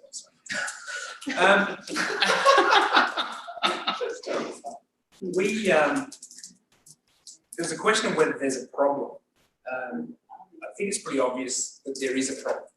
There is a cat problem. It's not necessarily down to people who have their cats and keep them in, etc., etc. The majority do, absolutely. It's not because of them. This is not a penalty because people are not doing the right thing with their cats across the board. It's quite the opposite. It's actually allowing them to be part of a wider solution in regard to cats. Perhaps I like me to get sick of actually getting hammered as a cat owner about the nasty things that cats can do. And so what it does do is actually give them an opportunity to be part of it. This motion does a couple of things. One is it actually maintains the line around, the answer is not clear. Councillor Davis has a view on it, reasonably well researched. That's true. I'm not an expert. I'm not saying I'm an expert. If you read the reports we were given and others, you will see there is pretty strong viewpoint around the things that do need to happen. And some of them are easy and some of them are not. Councillor Hughes pointed out the Rspca report of Action 10, councils should raise registration fees. Now, that doesn't solve any problems straight off, but what it does do is allow a pool of money to actually contribute to whatever the solution is. The second thing it talks about is to put a limit on property of how many cats people can carry without a third party, council, actually having a look at it and seeing that they are being kept in a responsible manner. And if they are, give them permission to do it. That's what this is seeking to do in Burnside if this motion passes. The issues around caging cats and keeping them in at night and all those sorts of things, they are the tricky ones. And we do not have the expertise to know where that should land. And that is why, consistent with the recommendation in the report, we are bumping it upstairs to the state. And we need to do that. That does need to be looked at really closely, and it needs to be given a statewide approach. We need to be told probably what we need to do, if anything, in any of those areas. And that's what the report said, that's what the motion says. So the scare campaign about what this bylaw is going to do is not appropriate. It's doing two things, actually. or three things. Two things in terms of the bylaw would raise revenue. It would. It would have the cat owners of Burnside contribute to the care and management of cats. It would have their council with their money, and that's what we're doing across the board, actually proactively do things in regard to cats, whatever this council chose to be the right approach to use that money. And second, it would gain us intel in regard to what cats are where. It would allow us to find out specifically if there were large numbers of cats in places and actually have them responsibly managed in cooperation with residents and the council. That's the two things. So really what this is doing is as the report requested and as the officer's recommendation that I added to, it was put Burnside's weight behind getting the state to have a statewide answer. And when that happens, we're in, no problem. But the other thing it does, to quote Councillor Turnbull, and she was on the money, you've got to start somewhere. And it allows us actually, because registration and limits of cats will be part of a state solution. They are high on the recommendations of Rspca. They're in our plan, they're in the dog and cat management plan. They will happen. What allows us to do is tonight start that process and actually be further down the track when the state decides what to do and tells everybody to do it. So I think it is worth taking a leadership role and doing it tonight. Those in favour? Those against, we don't have to do that. Lost. Motion is lost. Seek a mover to move the original motion. Yes, I'll so move. Cornish, Thank you. seconded by Councillor Davis. Do either of you wish to speak on that? Does anyone else wish to speak? Councillor Henschke? Thank you, Mayor. I wish to add the same amendment that I did for the first motion. I think it's really important to continue to collaborate with our council, adjacent councils on this and with the various organisations. An agreement and from seeking. Councillor Cornish and Councillor Davis. Thank you, Mayor. Otherwise, it has to be moved as an amendment. I don't think it's necessary. Well, that's the other question. Thank you. I was going to also ask, I just forgot. I was going to ask, is it necessary? Thank you. Or is this going to happen anyway? Through Madam Mayor, the way that the office recommendation is pitched, your amendment that is actually more a reference to the alternative motion that was moved. Because this is recommending largely that we were requesting the Dog and Cat Management Board to do certain things. I think largely your recommendation would not be able to implement it. Yeah, removing the bylaw part, it'd have to be adjusted, but the intent being to engage with the various organisations that already have been working in this space for the last 25 years, working with the community in trying to dissex and rehome cats that don't have a home.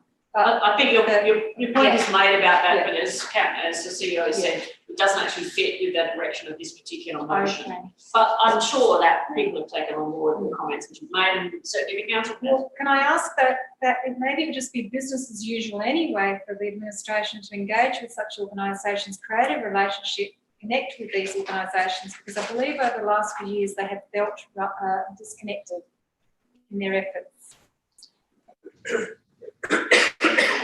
Through Madam Mayor, happy to take that sentiment on board. Thank you. And we'll talk that through as administration. But as I say, difficult to implement that in the light of the recommendations included. Thank you. Councillor Biggin. I just have a follow-up question. If the CEO is going to take that on board, I'd just like to know who Councillor Henschke is referring to. And I'm happy to receive clarification. Do you want to clarify? Oh, absolutely, yes. Well, there's a Cat Assistance to Sterilise Incorporated organisation's been around for a long time. And yes, well known in the community and in partnership with the North St. Peter's Council. Is that the only one that you were referring to? And there'd be the Rspca and the vets and the community in general. I had assumed. Yes, I was assuming it too. Is there anyone else? Councillor Lemon, sorry, I just didn't get the names written down. Lemon, you were next, and then people. And Councillor David. And David. I just want to make a couple of comments about this. I was going to actually do an amendment because I really hate that we're actually asking the Dog and Cat Management or asking the state government for the ability to trap and seize an owned cat. I think that's cruel beyond, really cruel. But I actually suspect they'll say no. So I'm happy with that. But the other thing that I take exception at is the attack offences. I really want to finish what I started earlier on, the cruelty of trapping cats. But also, I'd actually like to speak to Councillor Hughes earlier on when she was saying that she has neither a cat nor a dog, nor do I. And I have lived with both in the past. One of the things I can say is that I think it's really, really dangerous to actually talk about cats and dogs in the same breath. It is called the Dog and Cat Management Plan, but it probably should be more correctly called the Pet Management Plan, because they are different species. And the reason dogs are registered, and the reason, in my opinion, I could be wrong, the reason there's a lot of legislation around dogs is that dogs can maul people and they can actually rip the throats out of toddlers. I have never read of a cat doing either, ever. Therein lies the difference, and it is a real difference.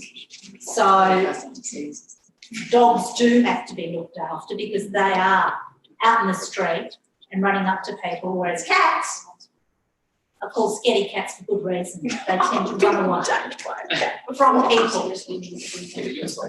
But I will support this. I don't like it, but I will support it.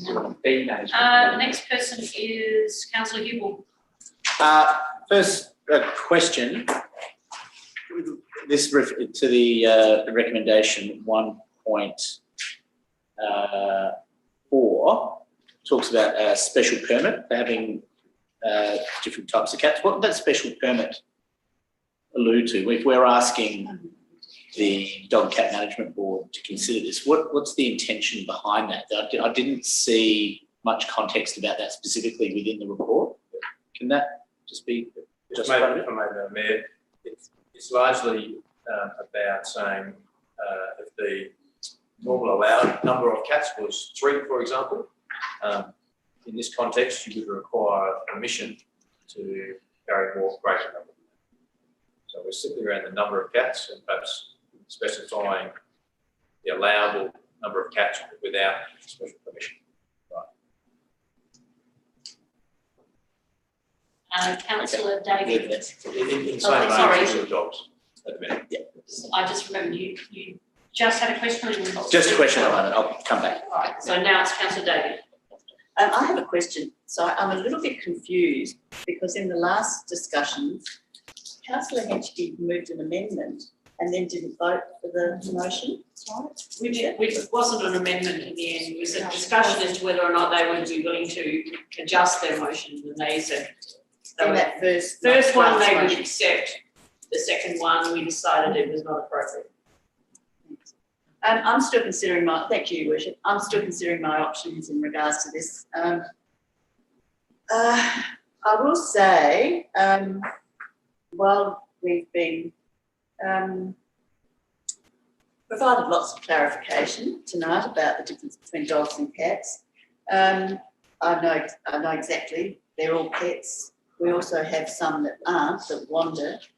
And there are some very nasty diseases you can contract from cats. Cytomegalovirus, which cats around the place. It's a little bit more insidious. People have been talking about dogs racing up and attacking people. I thought we'd just give it a little bit of perspective. Friends of mine don't like their neighbouring cats pooing in their sandpit because you can contract cytomegalovirus from it. So I just want that on the record. They're very cute cats, but they are great spreaders of disease and have that great capacity. They also do terrible things to each other when they're roaming around, and and will actually disembowel other cats in their, aggro and territorial pursuits. So let's not pretend that they're cute, gorgeous little things that don't do any damage. They're really killing machines, and they can be quite vicious. So I think I just like that on the record. I'm not sure if I'll support this. I think I will, because I think I'm really keen that we show some leadership. I'm really, really bothered that there isn't this impetus to show leadership in our community, because I believe this is what our community wants. All the campaigning I've done for my electioneering, people raise the issue of cats. It's the nuisance aspect, but it's also dealing with the wildlife.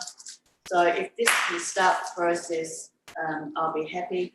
I do agree that the government needs to take the initiative and provide us with some legislation. I believe we need to lobby the Dog and Cat Management Board to advise the government to do that. It would be good if ERA perhaps picked up the issue as the CEOs meet the Eastern Regional Alliance to work on some of the issues that Councillor Hinchke raised of cross-council cooperation. But I'm not so keen on, we've given grant money to cats to sterilise. They seem to get money from lots of places. I'd rather see us being able to register cats and raise our own funds to manage them, but hopefully this can be a start.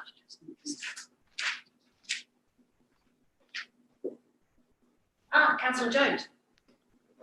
I'm going to vote against this motion. I'll just go. There's so much here not to like. The ability to declare times when cats must be confined. Councillor Hubel's spoken about that. That's just a terrible idea, terrible slippery slope that cats should be kept indoors and in cages for their lives. It's just unnatural and inhumane. Introduction of wandering at large and attack offences. Domestic cats don't go very far. It's just a joke. Maybe next door's garden, if next door doesn't have a dog. And attack offences for cats. Are we serious? Our cat scratched my daughter the other day. Should we have called the ranger? Bloody hell. She's 19. She should have known better. She was provoking the cat. The cat had pretty much played clip. Go away, Nicola. But no, she kept on. She got scratched. Really. Have you ever heard cats attacking children? This is just we'd be the laughing stock of Adelaide, if not the world, if we pass this motion. Ability for a council to trap and seize an own cat. Well, Councillor Lemon has spoken about that. I'd be happy to vote for extra minutes to talk more about why we shouldn't be pushing that. I'll second that. Property limit on the number of cats. Well, I don't agree with that. I've had 4 cats before. Most domestic cats stay at home. In all my life, all our cats, we've probably had 2 cats that hunt. Most cats just sit at home, don't catch anything. We've got a cat at the moment. She hunts, but she kills rats. It's a good thing. Otherwise, we'd have snakes all over our garden. She's coming down on the vermin. She should get a bonus from the council with the revenue from the cat tax. Permits for more tax, mandatory registration of cats and cat taxes. Can't agree with any of this, so I'm afraid I'm going to have to vote against it. I'm not seeing any more hands up, so we started with Councillor Cornish, I think, wasn't it? I'll sum up and I'll try and get Councillor Jones's vote back in the fold. Councillor Jones, I'd highlight the fact that we're actually requesting the board consider these matters, and they're the experts, and let's actually get the experts' advice back on developing it. We've proposed a number of questions to them, and some of them they might say, no, it's ridiculous. So let's leave it up to the experts. Let's ask them the question. Let's let them consider the options. So that's what this motion's about, and I hope you'd support it. Without us, they'd never. Those in favour?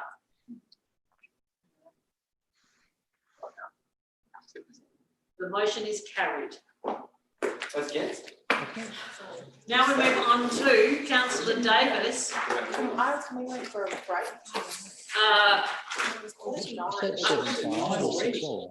Yes, well, everybody's been talking a lot about cats.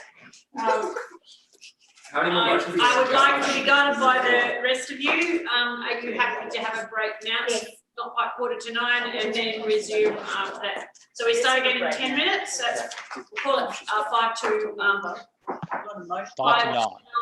That we start resume, okay? Yes. We need a motion? Yeah, I'll move it. Moved, seconded by councillor Davis. All those in favour? Carried. I think councillor Jones. Reverberating for me. I put up the I might just volume. Let me just check the volume. why that's happening. What volume are up there? No, up here. Don't get close to me. I've got that on fairly high. You're 100 now. Yeah, So it's what still am I? reverberating. I might ask them why. Hello, Where are the loos? So you were watching us while we were a parent teacher interview.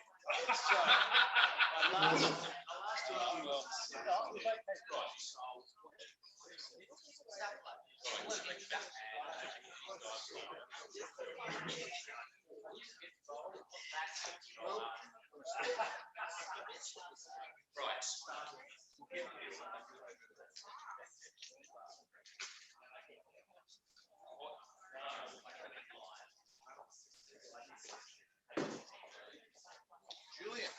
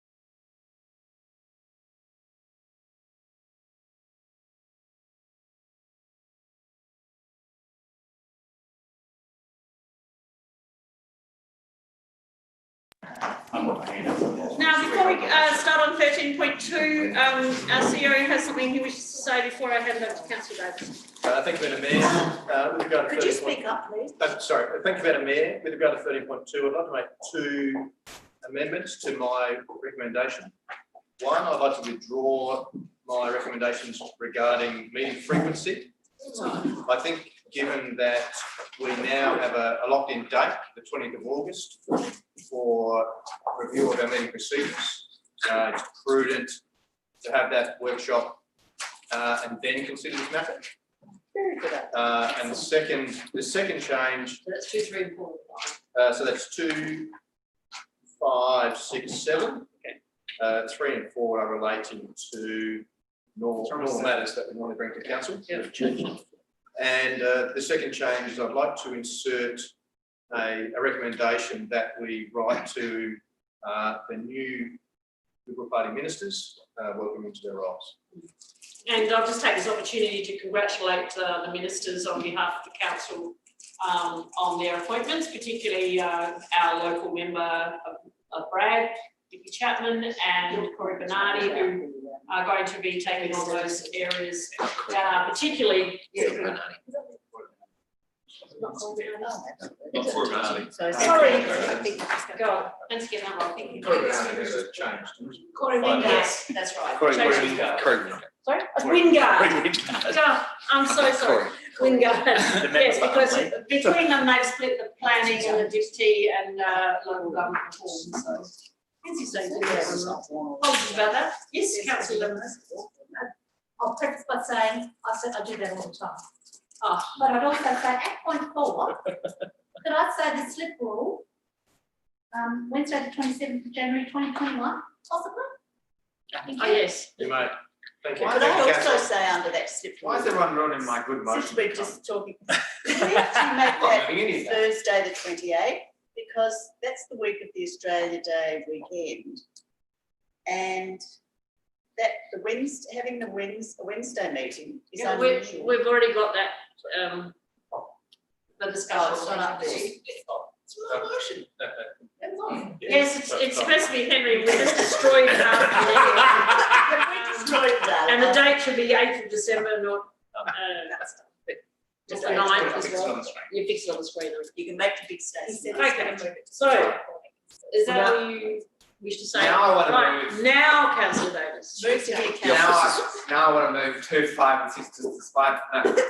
Please do. What's my motion? What am I moving now? It's on the screen. Very little. I think we've organised the Christmas. Not much left. And we've changed is it to the 28th? We want to make it Thursday. So change number 3 to 28. Thursday the 28th. No, number 3 is the 8th of December. No, it's now number 3 on the screen. Number 2's the 8th. And number 3 is the 28th of January. Yeah. Thursday. Well, yeah. Yes, I agree. Let's do that. We put this man Vicky as So I'll second it. You'll second it, Councillor Cornish? With absolute horror that we're removing as the frequency of meetings, but I'll take the advice from the CEO. That will come after the workshop. Right. Councillor Henschke, you wish to speak? I just got a question, Yes. please, Mayor. A question for the administration. Do you think that the local government reform process will perhaps consider reducing our what's it called? It's not a salary. It's a allowance. Thank you, Councillor Henschke. Our allowance to commensurate with the reduced sitting frequency for saving, to create savings? If you're asking if we have one ordinary meeting a month versus 2 would impact it. Could we save money? Short answer is I don't think I believe it's appropriate. Yes. I think councillors are engaged to work with their community in a variety of forums. Not just a meeting. One of those is the ordinary meeting, and there's a whole variety of forums. And I think it's entirely appropriate that you continue with the same level of remuneration. Thank you for the clarification. All right, is there anyone who wishes to speak on this motion as what's left of it. Councillor Davey. I'm in support of this motion. I thank Councillor Davis for considering it and moving it. You are. Yeah, I absolutely think we can't accommodate, and I've done all the stats. We actually can't accommodate one meeting a month. We've got. It's not the debate now. But I'm having my say. No, but that's no longer part of the debate. It is in the report. It's in the report. Okay. But no, I think you're right. Okay, fine. I'm advised that you are right. I think you are right. You are. You are right. Sorry? I think you are right. I believe I am right, You but are right. I was just being difficult. Since everybody tonight has spoken on every issue under the sun when they've had 5 minutes, I'm having my say. And I understand the sentiments of the CEO. I think it would be fantastic to have one meeting a month. We actually, we just spent nearly 2 hours debating cats, and we've got, hours of work still. We need to streamline our meetings. We need to review some of the meeting procedures. There's a whole lot of things we need to do, and we've been hanging out for a workshop to do this. It's been delayed by COVID, and so I hope at the earliest convenience we can actually have a robust, and I would like face-to-face workshop to discuss all of these issues. But in the interim, I think this is a very good resolution, and I'll happily support it. There's just 2 other things I'd like to raise in the CEO's report. One, what has dropped off is the finance report, and the other is the organisation chart. Those actually, the format of the CEO's report was actually a council resolution at one stage, and I just wonder if that's been rescinded. And I mean, it was at least a council ago, but it's been changed drastically, and I just wonder why. So that's my question. Thanks. Through Madam Mayor, there are 2 questions there, one about the finance report and the second on the content of the CEO's report. Firstly, I've deemed that the finance report is of the utmost importance and should have its own report. So I'm no longer combining with my report. You'll note on our previous agendas that the finance report is provided separately. So it receives the attention it deserves from council. Is that each month? Yes, that's correct. That's correct. And the second one about the content of the CEO's report. After I received your question this afternoon, I went back to 2008, and checked the resolution. And it talks about the CEO presenting a report, but it does not specify the intricate detail that should be in there. It certainly doesn't talk about the organisational structure being listed. Having said that, the org structure is always on our council website, publicly available. Thank you. Is there anyone else who wishes to speak? Councillor Hubert. Thanks, Your Worship. Just regarding paragraphs 31 to 33, we talk about the Laurel Avenue community garden project. I just wanted to say what a great turnout the first community reference group session was. And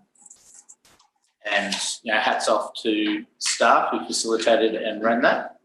But also at paragraph 54, where we talk about the Waterfall Gully bus service proposal, where we haven't been able to secure funding for the bus project, where we have secured funding for a parking solution in Chambers Gully. Can you, direct it to the administration, can you give us some commentary about what is meant by the priority being given to revise project for parking over the bus? Is the bus service still something that we are following? Yes, sir. Thank you, Madam Mayor. That's right, through Madam Mayor. When I'm talking about priority, I'm simply talking about the fact that we've been successful in getting grant funding for Chambers Gully car parking. So we will act post haste and deliver that to get the additional 30 car parks for Chambers Gully. But take note though that the priority to get funding for the bus is certainly high on our agenda. And it's about identifying the appropriate grant funding round to resubmit that for consideration. Now, I think it's promising that we do have Vicky Chapman as the Minister for Local Government, particularly as Vicky has a very close relationship with Chambers Gully and the Burnside City Council. I think we'll get a sympathetic year, hopefully, should the opportunity arise. Yeah, she has been a champion for it. Just okay to quickly speak then, because this is not a question. On the bus service versus the Chambers Gully parking, I did want to just make a distinction that they are separate issues. And people heading to Chambers Gully are very different to the people heading up to Waterfall Gully. And what the bus seeks to do is to avoid a lot of the danger involved in pedestrians walking along Waterfall Gully Road itself to get up to the Mount Lofty track in the Utopia area. While the Chambers Gully parking is great for people accessing Chambers Gully and even the winter track and up to Mount Osmond Reserve by the fire track, I think this bus service and looking at the problem of getting people up to the end of that road is something we need to still vigilantly look at. And yeah, look, I know that the member for Bragg is a big champion for this area, so hopefully we can, keep pressing forward there. That's it. Councillor Davey and then Councillor Henschke. I assume you've got a question. Yes, thank you, Worship. Yes, I just had a follow-up question, and it's following on what Councillor Hewell has just raised. I'm a bit confused about Chambers Gully car park, and I just want a clarification that that's totally separate to the old reserve, the reserve that we're rehabilitating and regenerating, where the rifle range was. It's totally separate area. Yeah. And is the car park an existing one that's being upgraded or an extension of the car park? So through Madam Mayor, I'm happy to clarify that. So the proposal for the Chambers Gully car park is that essentially we'll be able to create some parallel parking along, I'll call it, if you're driving into Chambers Gully on the left-hand side of the road, and there'll be a few opportunities for 90-degree angle parking, again on the left-hand side.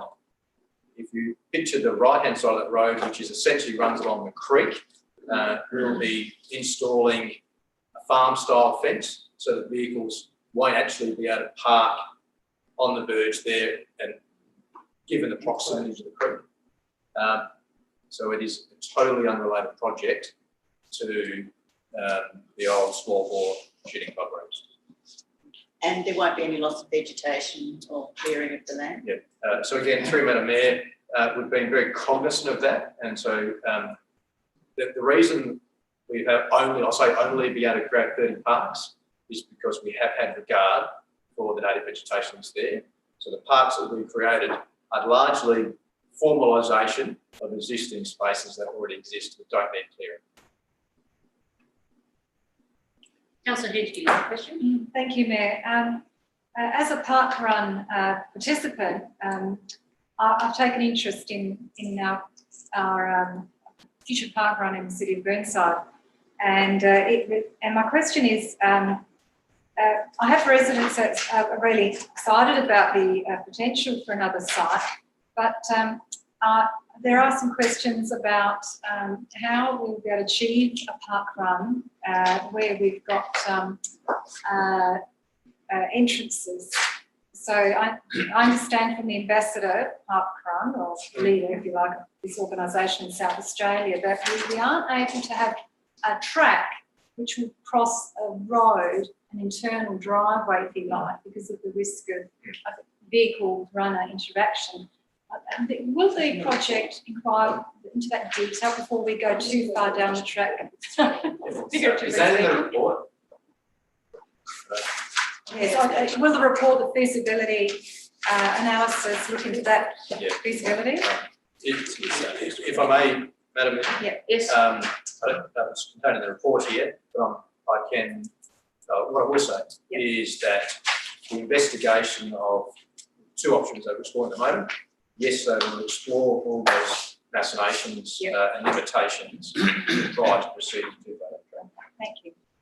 Councillor Hughes, I make the motion be put. Yeah, I'll second that. seconded, thank you, councillor Davey. Those in favour? Carried. I move the motion as it stands. Those in favour? Carried.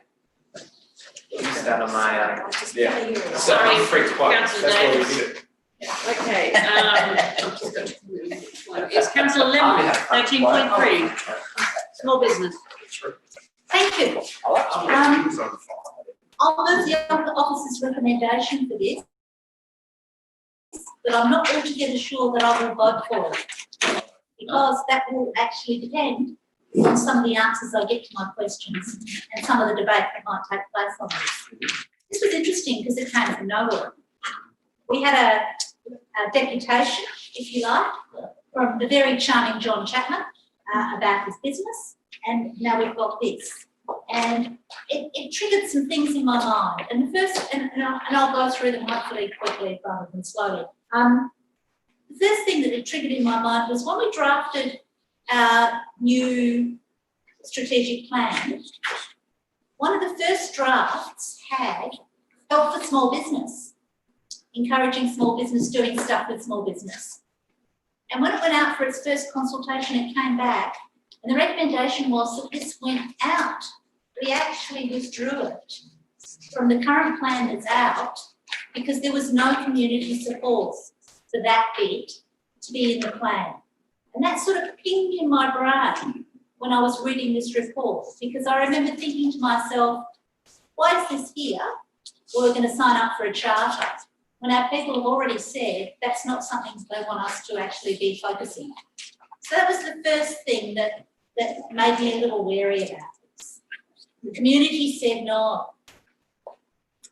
The second thing that was immediately apparent is if we sign up for this charter, there is an administrative burden to actually achieving this.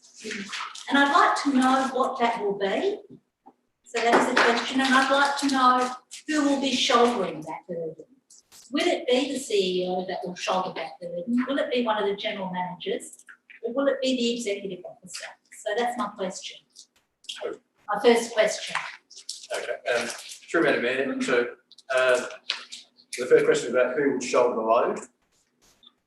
Yes. Yep. I think the very nature of this proposal is that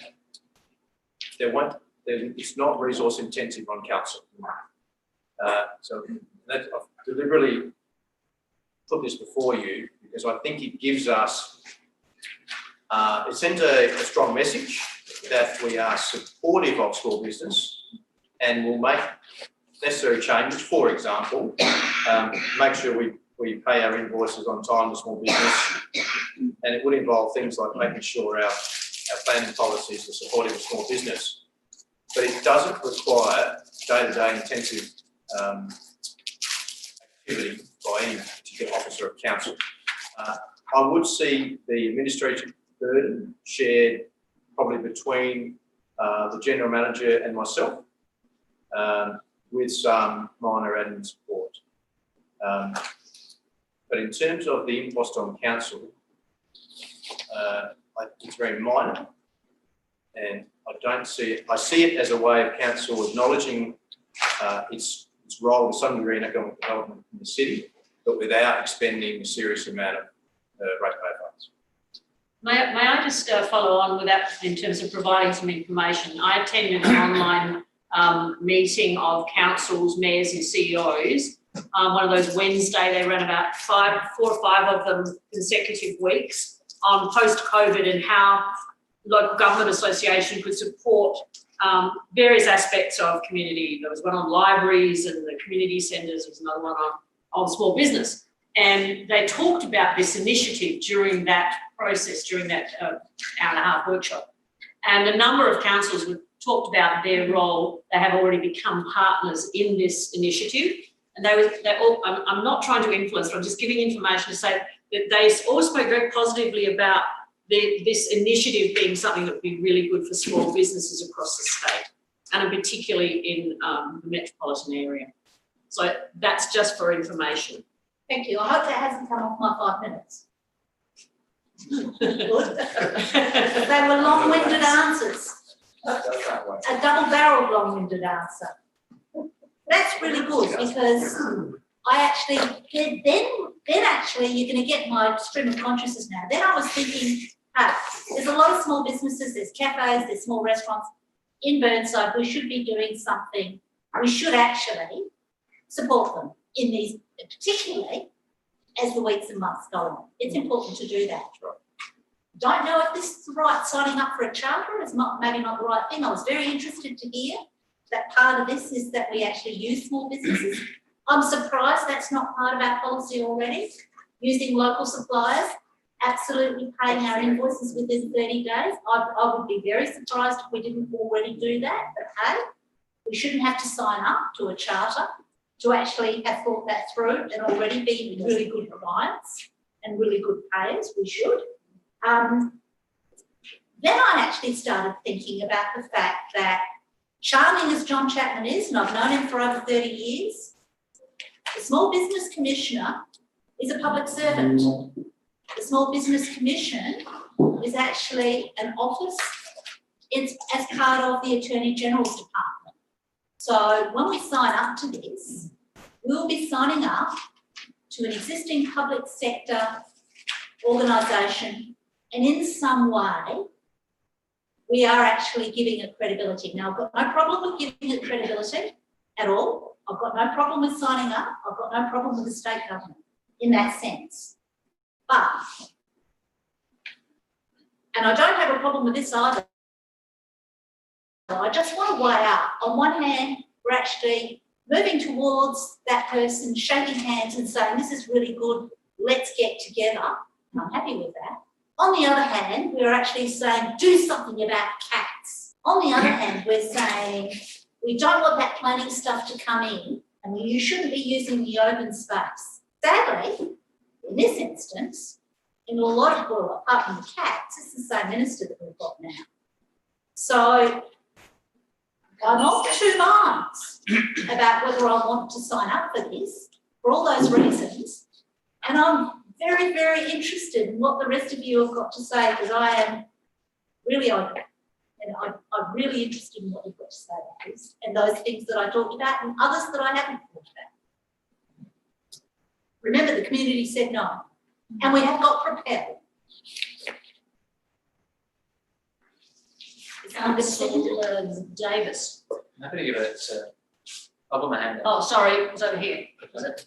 Oh, yeah, Apologies, I've got a Councillor couple of Jones. questions if I may. Seconding. Oh, yeah, second. I'll Seconding second it. first. Oh, okay. Can I ask some questions first then? No, ask, can, Right. Yeah, sorry. I thought you were going to run. or do you need to second? Do we pay our invoices Is already? somebody seconding this first? I'm seconding. Yeah, Councillor Davis has already said he's I'm your number two. Do we already pay our invoices on time? We certainly do pay invoices on time. And in fact, we pay them, we pay them sometimes quicker than 30 days, particularly through COVID.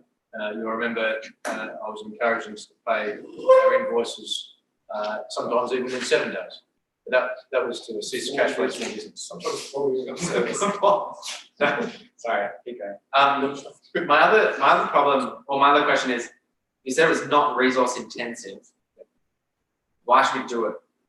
If it doesn't, if we don't do anything, what are we doing? There's a couple of key parts of it which I think are beneficial for us.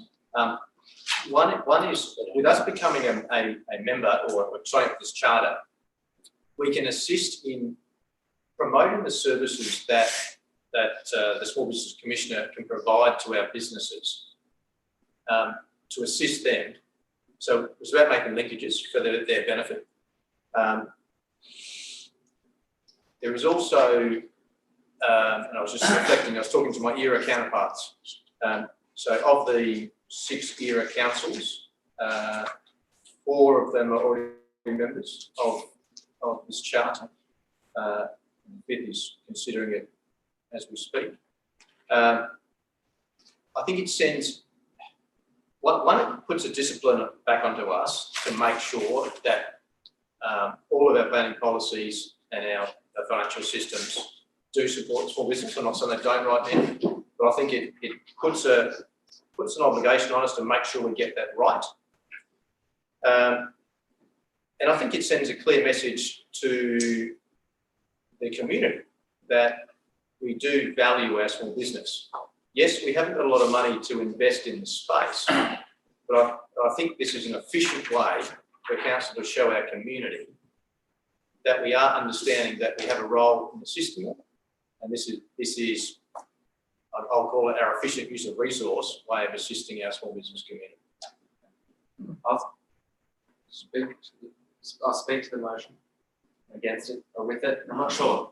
Well, there's two things that I'd like to, I suppose, consider. Is first of all, we don't have differential rates for businesses. And secondly, I really don't like doing things which are in the nature of a vibe type thing. So seriously? Yeah. So in my view, if we're not charging them differential rates, then we shouldn't provide them with differential services or we shouldn't go and invest more resources into them. So if small businesses in our city want a pooled fund of money that we can then reinvest into our businesses, then we should have differential rates for that purpose, because it's going above and beyond for certain services for businesses. What? We're in the report. Well, exactly. Councillor Cornish. And on the other hand, then, if we have a problem to solve, if we have a part to play, then I would like to see something that is resource intensive and that is a burden and active and makes us do something, highly that we have to take some kind of action. And so that's what I'm worried about, is in terms of, I think we already do a lot of these things, and by signing up to a charter, what I think it does is it gives us, we point to it and say, but we've signed up to the charter. What are you doing for small business? Well, we signed up to a charter and we're doing all those things in there. And rather than solving a problem, it gives us a way for us to punt it off, because we get, half of the job done. So what I'd really like to consider, and I'm actually not sure how I'm going to vote for this, is what is the problem we're trying to fix, and how will this fix it? And what is our role to play in promoting small businesses or businesses in our community? And should we not have, and if we've made the decision not to charge differential rates, then why should we start putting money into this particular group of our rate payers above others, I suppose? I really don't know, but I'm not sold on it. So I don't think it does enough. It doesn't go far enough to actually help them. Councillor Jones. I've got two questions, if I may. You just mentioned small business friendly planning policies, which I was a bit alarmed about, so perhaps you can tell me a bit about that. Through the Mayor, largely what it's about is ensuring that we haven't got any impediments in place. If someone wants to, for example, I'll use an example. It might be about ensuring that the process to get a permit for footpath trading is a streamlined process. So that's the kind of examples I'm talking about. It's ensuring that there's no red tape in the road of small business that wants to set up and operate within the city of Burnside. So if I want to turn my house into a shop?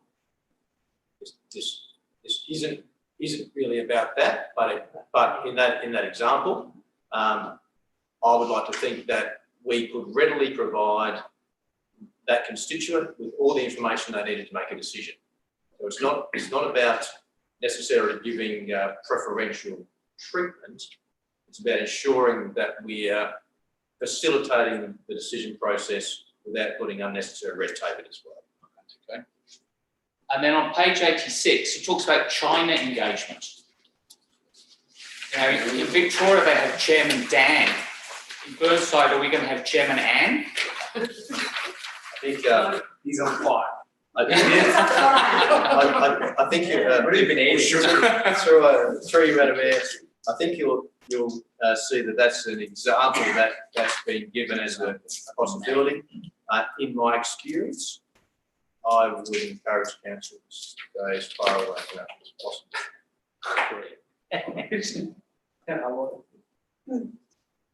Did you wish to speak? No. Councillor Hubble. Look, I think I think that we might be potentially jumping the gun by a few months on this one, in light of the priorities in the draft plan. 1.5 talks of small business support specifically being something that we go after. Now that hasn't been ratified, so I don't want to speak to that being a guiding document for us yet, but I have every confidence it will be, and that 1.5, the priority to support small business, will be something that is part of our long-term strategic plan. So I think that going down this pathway is something that we should be doing. My understanding of signing up to the charter is that there are the 5 required initiatives, and correct me if I'm wrong, but my understanding is that effectively by passing this motion tonight and agreeing to sign up to this charter, we're effectively passing a motion saying that we will do those 5 required things, as well as at least 3 of our own initiatives as well. Now, I anticipate that deciding on those 3 things is going to be quite a thorough and robust process that we may in the future be going through, and does speak to specific action that we are doing.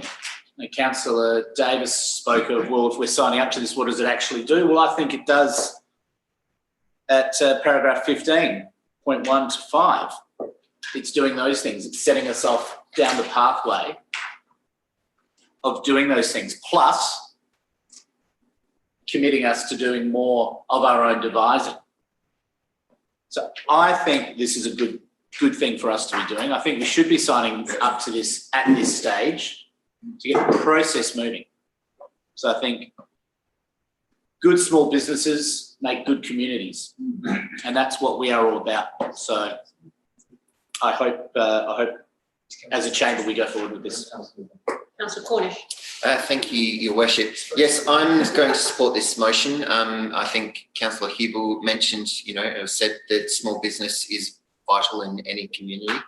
I certainly worked stacking shelves as a teenager at the local store around the corner, small business, and I think that's really important to build a community. I don't see any fear with this at all. This is just a nice little badge that we can put and say that we're a small business friendly council. It's also an opportunity for the State Commissioner to promote the City of Burnside as being small business friendly. I don't think there is any fear in that. Most of the stuff that's there, that's a requirement, we currently do already. I don't think it's going to be onerous at all. Worried about China, it's probably not great for the city of Burnside. Perhaps we can team up with Hollywood, given we've got the Film Corp in our city, and get all those computer experts designing all of those new films that require CGI, and that might be the angle that we take. But I think it's a good initiative. I think it's one we can sign up to, and we should sign up to as a city. So I would be supporting the motion. Councillor Piggott. Thank you. I don't remember this happening before, actually. The mover of this motion says the community doesn't want it, and the seconder of the motion says it doesn't do enough and should cost us more. So, if anyone listening to the live stream makes sense of that, but personally I think actually Councillor Huber and Cornish covered pretty well. The fact is here that the community, the change in the strategic plan really changed the emphasis from my memory. The original version had business as a reasonable chunk of why we're here, and that got reduced but not eliminated. And I think the wording in the end is around the importance of business in creating, vital communities, and we all want to go to Dulwich Village for a coffee, for example. So it's not that we are, as a council, are asked not to do anything in regard to business. And then in regard to not doing enough, Councillor Davis is open to bringing motions to council to do more on behalf of business, but what this does actually is sort of lock in stuff we already do. There is no financial cost as such. It gets us some benefits as being a member of it, and for mine is a no-brainer that we should pass this motion and sign up. And the fact that John Chapman is a charming person should be a positive rather than negative in our consideration of this motion. So I support it. Councillor Henschke. Oh, thank you, Mayor. Excuse me, I'll support this. Councillor Henschke had her name, I had her name written down before I saw your hand go up. Okay, and you are next though, Councillor David. Thank you, Mayor. Good opportunity for youth, and I read, pop-up businesses, stimulating, very small businesses to get up and running, and nothing better than helping young people set up some innovative businesses, especially now that their minds are there to be creative about how we're going to go forward with COVID, with the COVID world. So I really am excited about the innovations that could come out of this partnership or signing up, I should say, to the Small Business Friendly Council. So thank you. Councillor David. Thank you, Mayor. I've still got an open mind about the need for it. My concern is in relation to procurement and how much of our local community businesses we are already using. I'm thinking particularly of things like catering, which we, do probably not as much at the moment, but pre-COVID there were quite a few catering needs in the council. Things like landscapers, local landscapers, couriers. How much of all of these sort of businesses who tender for us are encouraged to be from our local communities? Through Madam Mayor, I don't have the statistics at hand, but what I can say is that within our procurement policies, and it is an area that we're constantly focusing on, is how we can encourage the use of our local suppliers. It's not as simple as back in, I'll call it the old days, where you'd say we had a 10% variance for local.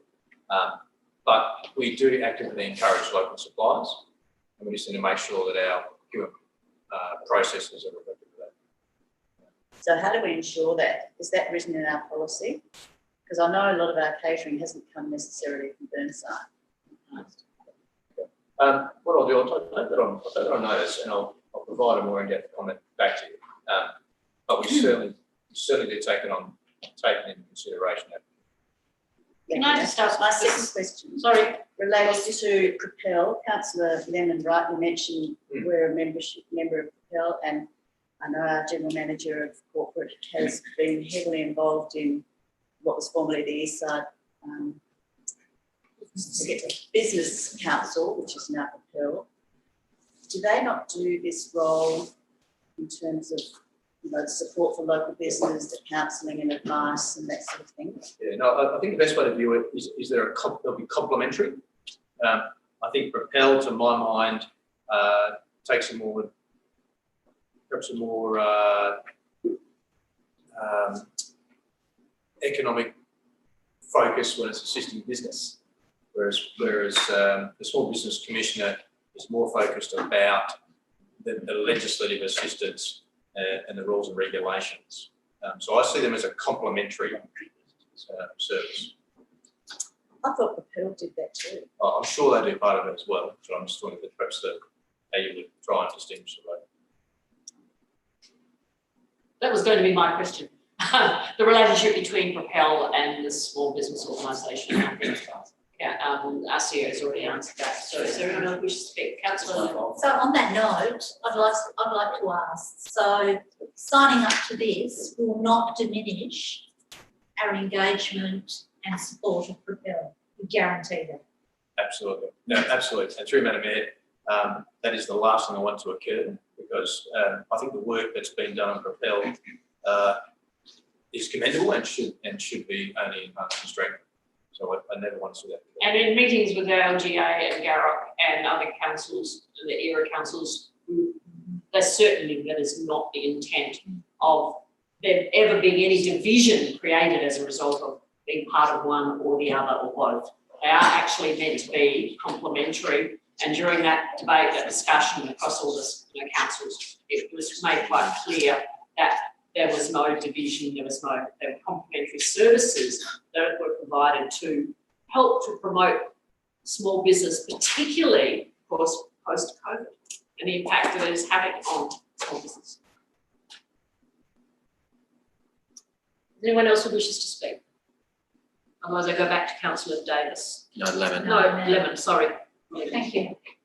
Thank you, and I will sum up. I want to thank you all for the contributions, the thoughtful contributions you've made. I think that it's been really good because this was, it appears to be cut and dry, but it wasn't for me. So I'm really happy that everybody contributed so well.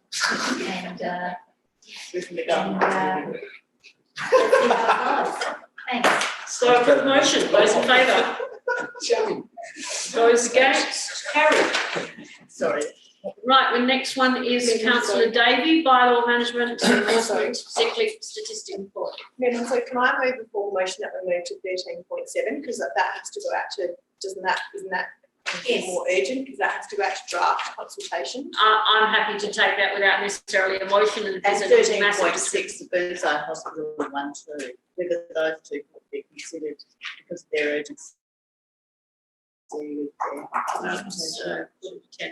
think I would really like, because Farley Taylor has been sitting there all evening, I would really, I know so is David Hayes in the back corner there too, but I would like to deal with those two first because of the staff involvement, and they've been sitting here all night, so I'd like to do, and then we'll follow with the other two in subsequent order. Yeah, the Burnside Hospital 1 is that urgent tonight? Okay, so that would have to be, I'll go for that for number 3, all right? All right, so do I have a mover for draft disability? So that was Councillor Lemon. Yes. Yes, I pulled this because I wanted to say thank you very much for such a comprehensive, well-considered and well-presented report.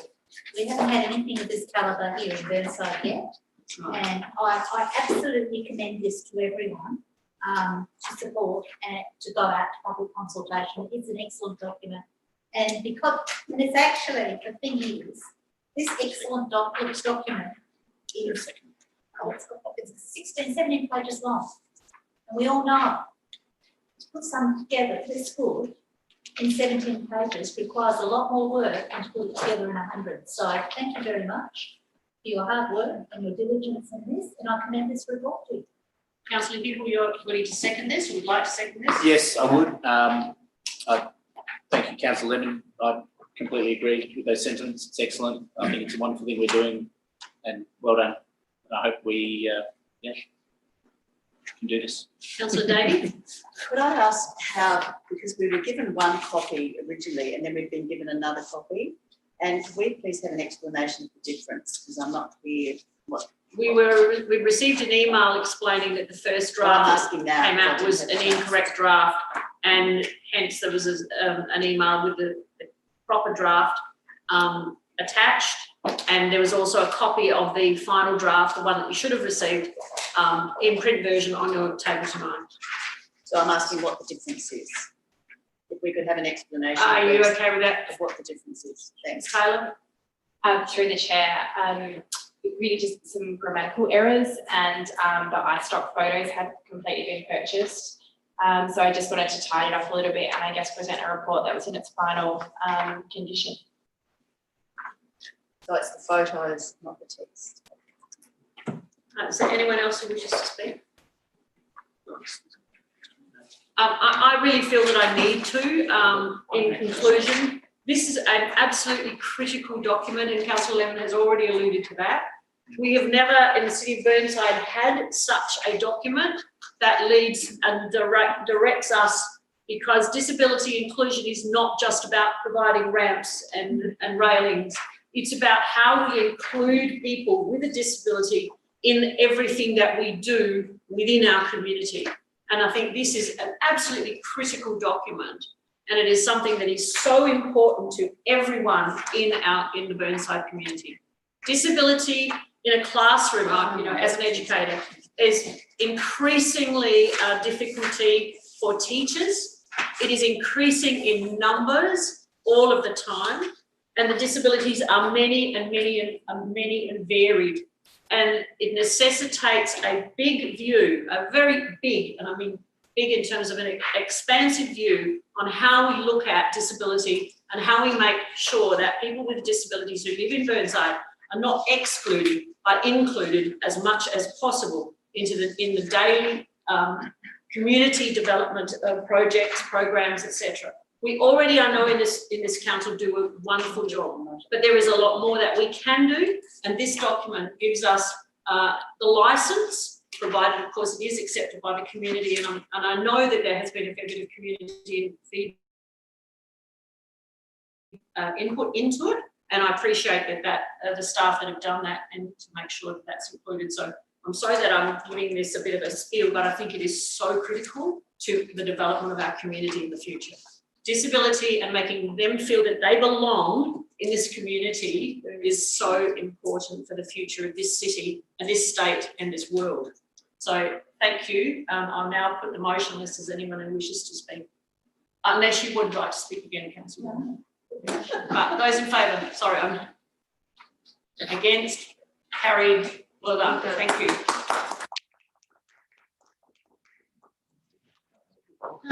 Now we'll move to Hallett Road, 13.5, that was Councillor Pearson.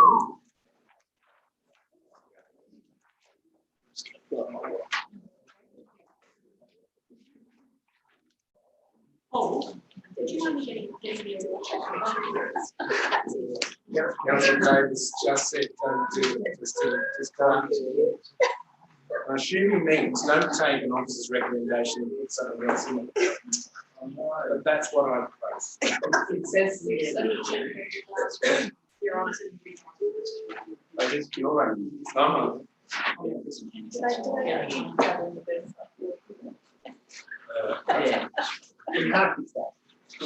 Councillor Pickett, you ready to? Yeah, no, I'm on. Sorry, I'm on.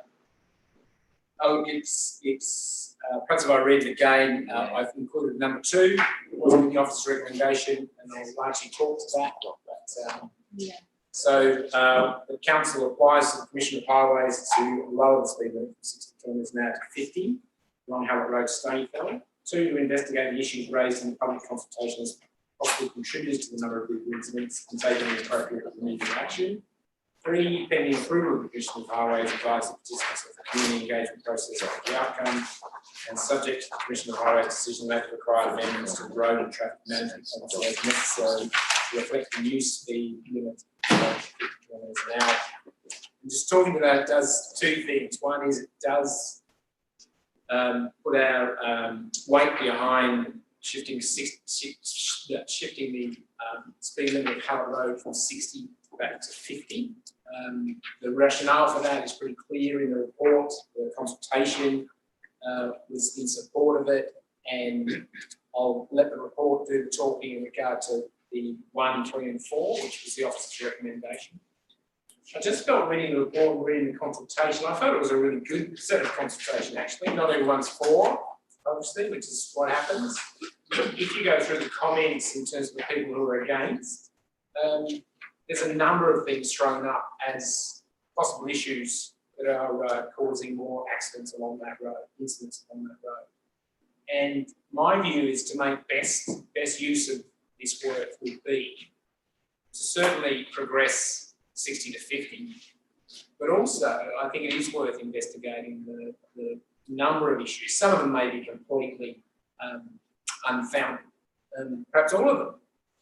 But the beauty of this, I think, is that people have contributed suggestions as to issues there are with that road.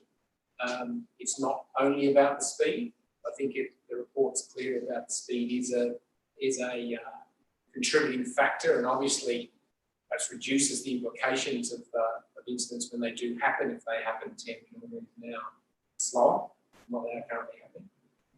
But there are a number of other things that perhaps are making driving along that road needlessly onerous and dangerous. So I feel council should ask to get the complete job done here, is that those issues raised get looked at by administration, and if they deem something perhaps should happen as a result of that, they actually progress it. So I seek your support. Seconded. Councillor Turnbull?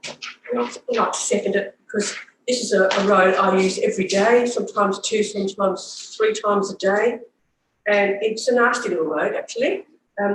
Even at 6:30 a.m. when I leave for work, it's a busy, busy road. And it continues to be for most of the day.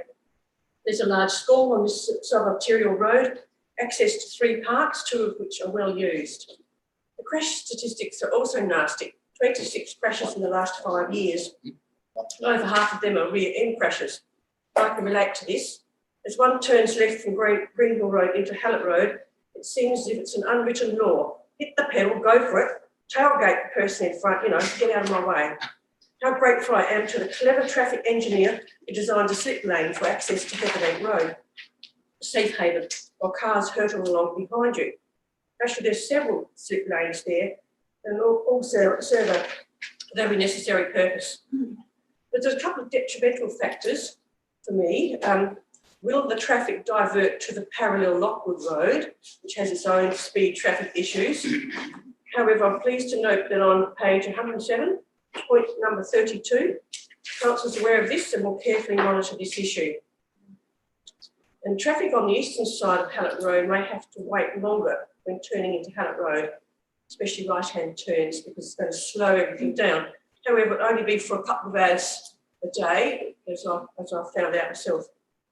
I also welcome discussions with DPTI, also page 107, as to safety improvements, corner of Hallett Road and Greenhill Road, and hopefully a black spot funding application. There are so many near misses at this intersection. Must be one of the dangerous intersections in Adelaide. Calming the traffic and reduce the speed limit from 60 to 50 would be a good strategy. Please support this motion. Thank you. Now, I think, Councillor Hughes, you had your hand up almost simultaneously with Councillor Turnbull. So do you wish to speak next? And then it was Councillor Dawes. I'm happy to let You have, okay, Councillor Dawes, then Councillor Hughes, and then Councillor Davey. Thank you, Mayor, and I want to thank Councillor Pickett for the extra addition there to that motion. First, I just want to acknowledge Manfred Seals. You've probably never heard of him. He unfortunately just passed away earlier this year. Fred was on the campaign trail to try and reduce the speed on Hallett Road for over 3 years. Councillor Turnbull and I found that out in 2019. So he'd be very pleased, I can say, because this community survey nearly shows that nearly 70% support, which is a very, very strong figure. But I do also want to add to what Councillor Turnbull and Councillor Pickett said, especially on page 107. It's a bit like Beulah Park from the point of view of Councillor Davey and Councillor Hughes, because we do need a holistic review of the traffic management for the city, which the CEO has mentioned on a few occasions already. But look, if you look at Hallett Road, it's a peculiar road. It's narrow at one end and wide at the other. If you go to Lockwood Road, which is parallel to Hallett Road, the same thing happens. And on the narrow part of Lockwood Road, there are 2 roundabouts and 1 creek crossing. Once you go over the creek, it's nice and wide up to Greenhill Road. So through all of that, you have a number of traffic calming problems. And I'm sure you'll soon receive a petition about Lockwood Road shortly. The other one which has been mentioned in the consultation is the end of Hallett Road where it meets Kensington Road. It's been around about, I don't know how many years. But if you've ever been at that roundabout, you have to say, is it time for traffic lights? Because it's got so busy at that intersection. We've already talked about the other end, but Hallett Road is quite unusual in that it connects 2 major roads in metropolitan Adelaide, and it was still 60 kilometres an hour. It should have been 50 years ago. So we have the opportunity here to go through DPT if we support the motion. Councillor Hughes? I was just going to say very briefly, thank Councillor Piggott for adding that second point in. I think having read the report, and I spoke with Councillor Dawes today, given that this is in his ward, and raised the fact that there are a number of other significant issues on the road other than just the speed. And similar to Councillor Turnbull, I frequently use Hullett Road because it's en route to one of my favourite coffee shops and also to my parents. So I think it is these issues that have been raised by many residents, they're actually real issues. So I think it's good. I did have a question for the administration though, given that this is a Dipty road, we would investigate and then put forward recommendations or changes to Dipty, or would we put to them to investigate? Madam Mayor, refer that to Mr. Cooper. Thank you. Through the Mayor, it's actually councillor O'Brien is not Dipty road. Okay, so why do we have to seek their approval to change the speed limit? That's just going to do that any time we change the speed limit. Yes, that's correct. Oh, okay. No, that's fine. Thank you. Now, Councillor Davey. Thank you, Worship. Yes, my question relates to, and through you to the CEO, how this fits in the, and all of the issues raised in this, into our whole of government, whole of Burnside traffic management audit or survey that we are going to undertake. When are we going to undertake that? And is this another instance of something that will, come up in that, is likely to come up in that assessment or audit process? So, through Madam Mayor, I just might refer to Mr. Kent to give us an update on the whole of Burnside traffic management plan. But I might just add a comment that even though we're coming up with a plan, we still need to address issues such as this that were perhaps already on the agenda or are in need of addressing as a matter of immediacy. But I'll hand over to Mr. Kent.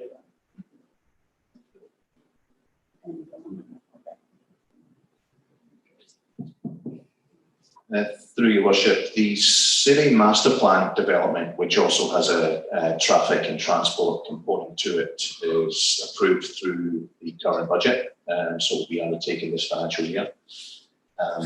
We have just internally started discussing the scope, and we will soon be going out to tender to have a consultant that will help us prepare this larger master plan. We'll also get the elected members involved through a workshop, and we'll have that process as we go through there. I think it might benefit from an information document that provides the time frame of the development of this, and you'll get more information at that time. As the CEO said, though, whether that will resolve this particular issue would have to be considered through the development of the plan, but it doesn't stop you looking at particular issues as you go for that. So anyone else who wishes to speak on this matter? Councillor Davis. I had a question first of all. What's the 85th percentile speed? Through Madam Mayor. Mr. Cooper, do we have that information?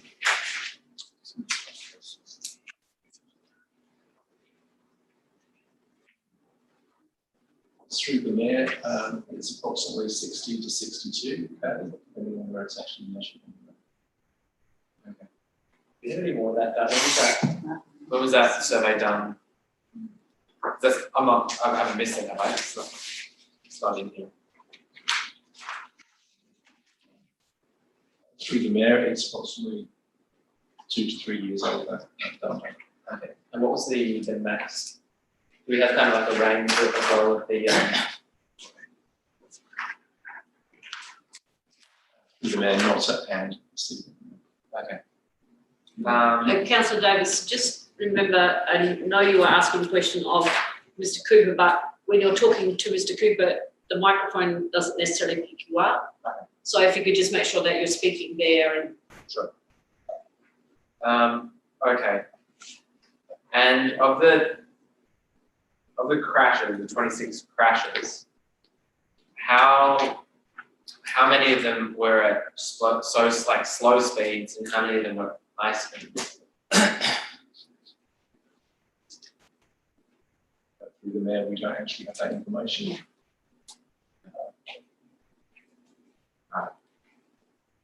That's my question. The next person was Councillor Hubel. Thank you, Your Worship. I also had some questions around those 26 crashes. Can I also ask, and I do apologise if I've missed something, I'm sure it's not in the report, but could I request just some commentary around what initiated this process? I mean, it talks of there's an unacceptable number of crashes at paragraph 15, review of crash statistics. What caused that review? Because there's just no mention of council resolutions in here or anything. I'm just a bit lost as to where this came from. If I can refer that to Mr. Cooper.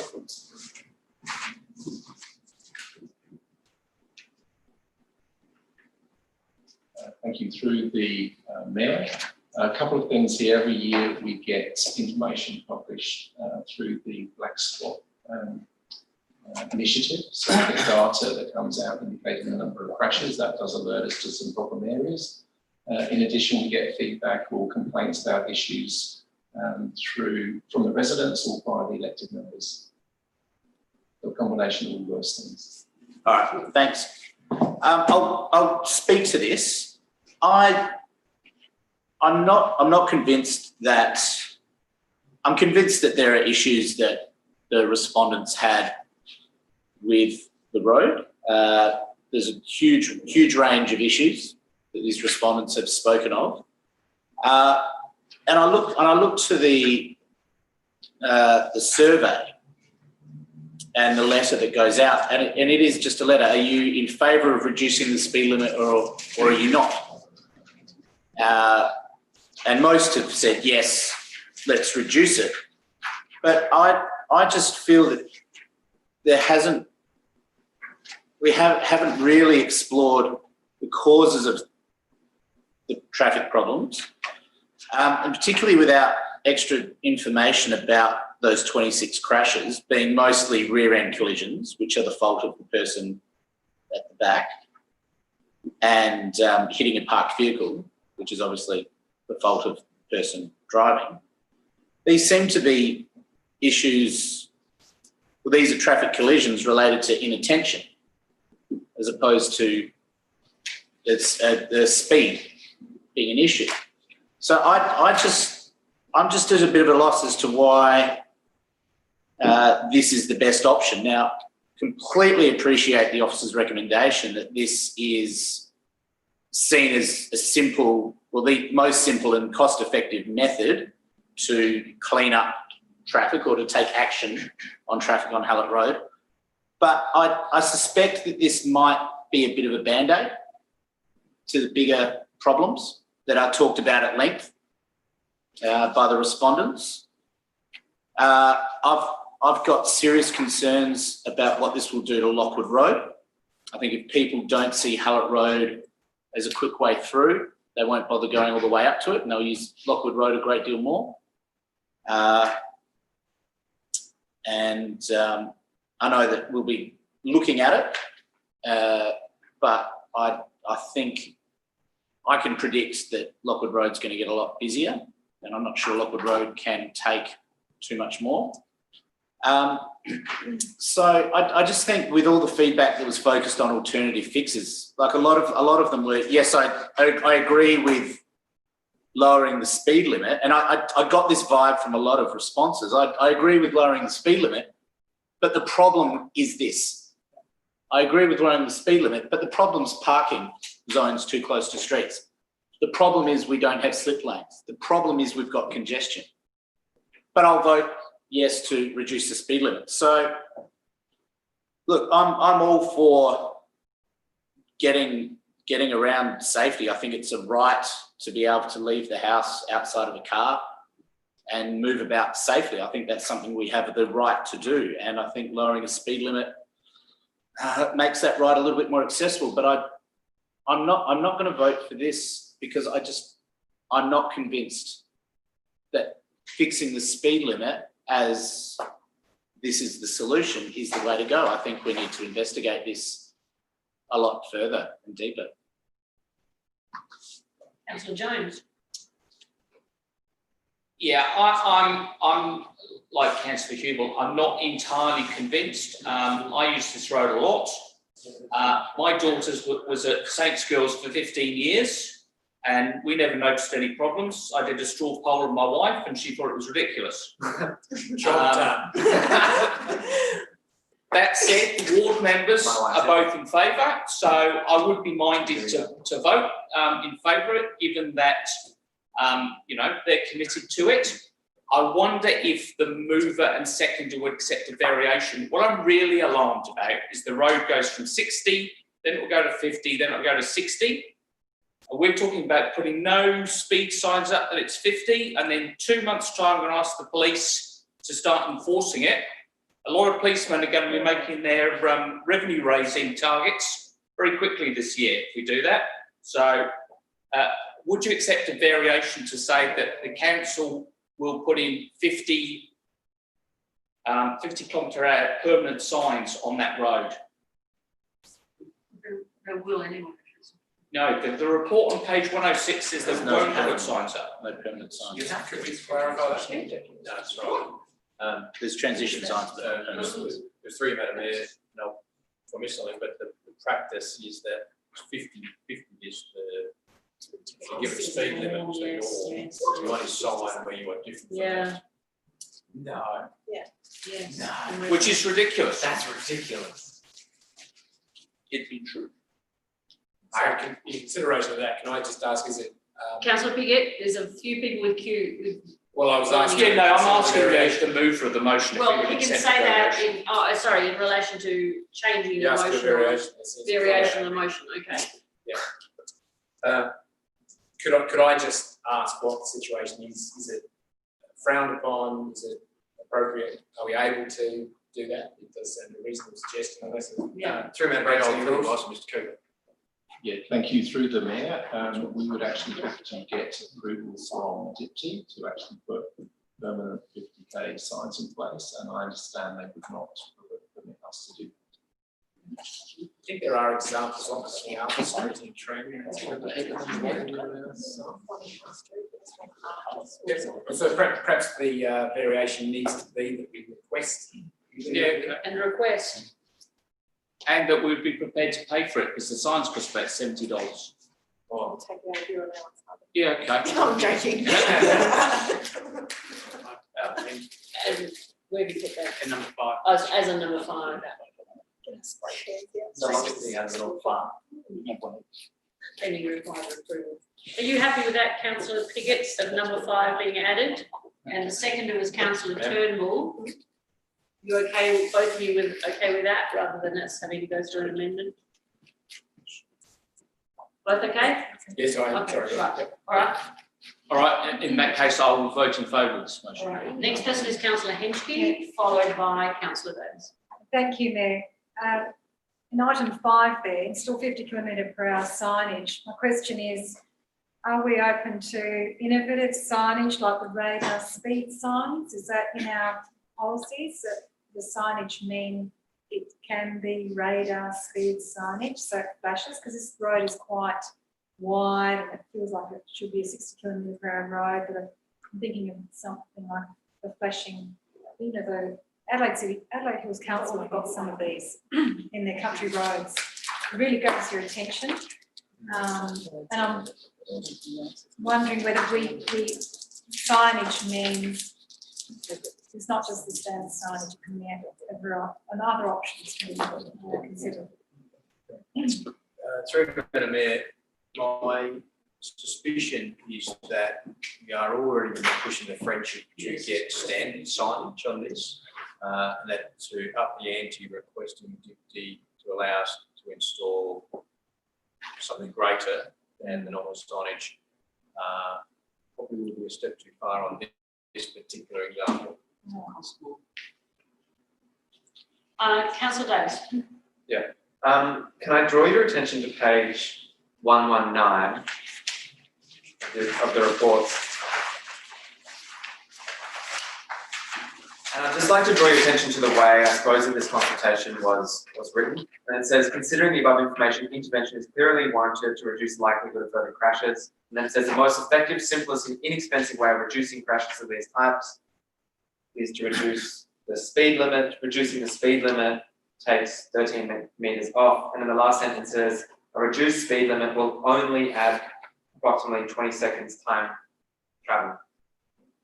What I'd like to point out is I'm concerned that the number of, and I think I take Councillor Hubel's point. If you go through the consultation and the report, everyone comes back and goes, oh yeah, speed limits, yeah, sure. But here's the real problem. And I'd like to emphasize that point, is that I don't think that the speed limit is the real problem here. And what I would propose we do tonight is to not kill this type of submission, but to just take a step backwards, to have a look at all of these other things which has been raised. And I think there are a number of problems in that particular area, and potentially look at introducing a school zone during different times of the day. I think, to me, that is the biggest thing. But if you have a look at the 85th percentile, as we've heard, it is 60 kilometres an hour. And I really doubt if it's actually the speed limit going from 60 to 50 that will actually improve things. My bet is that cars are travelling slowly, they're being distracted, that it's a strange road with the on-street and off-street parking. There's buses that park there, and I think they're being rear-ended because people are braking. You brake when there's a rear end and you smash into them, and it's generally going to be at slow speed. I don't think there's a car there parked at 0 and somebody comes in at 80 and cleans them up. I don't think that's what's happening here. I think these, I don't know, and that's the other thing, I really don't know what the statistics are on this and what the cause of the accidents are. I think it's also probably people opening their doors and not looking, or things like that. And I think what we need to potentially look at is a better system for pick up and drop off, or other measures like that to make it a safer road to travel on by its design. I'm not saying that we shouldn't go to 50, and I'm not saying we shouldn't write 50. But what I'm suggesting to members is that we do 2 tonight. I'm hoping you vote it down, do 2, and then have a further report about what we can actually do. Because I'm very much concerned that if we just write off the 50, maybe they come back and say, yes, we'll do it. And maybe they come back and say, no, we won't. But our involvement, and that's going to take a period of time, and our involvement then is kind of stops, I suppose. I mean, we're looking at 2 investigative issues raised, but I think that that's the key point. And more importantly, I think we should be looking at how we can better accommodate a pick-up and drop-off zone, and how we can improve the structure of the road. And I really do feel like the consultation has been led by this document. And I think that you would be very hard-pressed to read this document and not go, yes, I agree with reducing speeds. And it doesn't say in this document, but there may be other much more impactful reasons and other solutions which would have a better impact than reducing speed. It doesn't have those other points in this document. So I'd suggest that you consider, or I'd ask you to consider the feedback here, which said, yes, speed, but this is the real problem. And I think we should act on that. And I'm not saying to throw away the rest of it, but I think that what we should do is have a look at 2. And I'd move that we have a report come back to say what other measures can we do to improve this road safety. And I'd move that way, and also consider the 60 to 50 at that point. And I think we should take that step first, because I think we should be focused on solving a problem, and really looking at finding out what is the problem. I'm not so convinced that speed is a problem here. So I'm hoping that you'll vote it down, give it a couple of months for a report to come back, to go to a traffic engineer to get some more data, so better understanding about how we can streamline this road. Maybe have a chat with the school about whether we can improve their pick up and drop off areas, if there's a way that we can make that work better. And have a look in those feeder roads, because that is a big problem in my view. Because there is no traffic lights on either end, there is a constant stream. So as you're turning left and right, you have to speed to get through to try and join traffic. So I hope, members, that you'll vote it down, but not because you disagree with it, but because we should do that preliminary step first, and then come back to this. And I really do think that that's the best way of solving this problem. And it's not delaying, it's not doing anything like that. I think that we need to look at the problem first, then find the solution. Councillor, Councillor Pickett had his hand up first. I was about to defer to you to summarise, but then I saw Councillor Carbone. I had a suggestion. I feel a combination of Councillor Duke and Councillor Zaid. I do feel actually a good way forward would be that we actually did one and two of those motions. So we apply for the reduction, we look at the other possibilities, and then had a council report to come back before we finally decide. I assume if Deputy lets us do it doesn't mean we have to do it. So we do that in two ways. One is now's not the time to be debating that. I'm going to go to Councillor Carbone. Give him the opportunity to speak. Thank you, Your Worship. Look, earlier tonight we heard that we're not experts, and I would like to say that I'm going to agree with our experts in this matter. Okay, this is a good report. It makes sense. The community back it. Okay, we've got a champion who used to live in the local area who was lobbying for it for years. Okay, but unfortunately isn't here anymore. So this is a no-brainer. This is a no-brainer. It's a very steep road. It's a very busy road. To me, it makes sense to reduce the limit. Okay, it may not be the golden bullet that solves everything, but it's going to solve a heck of a lot of them. So let's give it a shot. Okay. I did have a question though, if I can, because there's been a lot of talk about shifting the problem.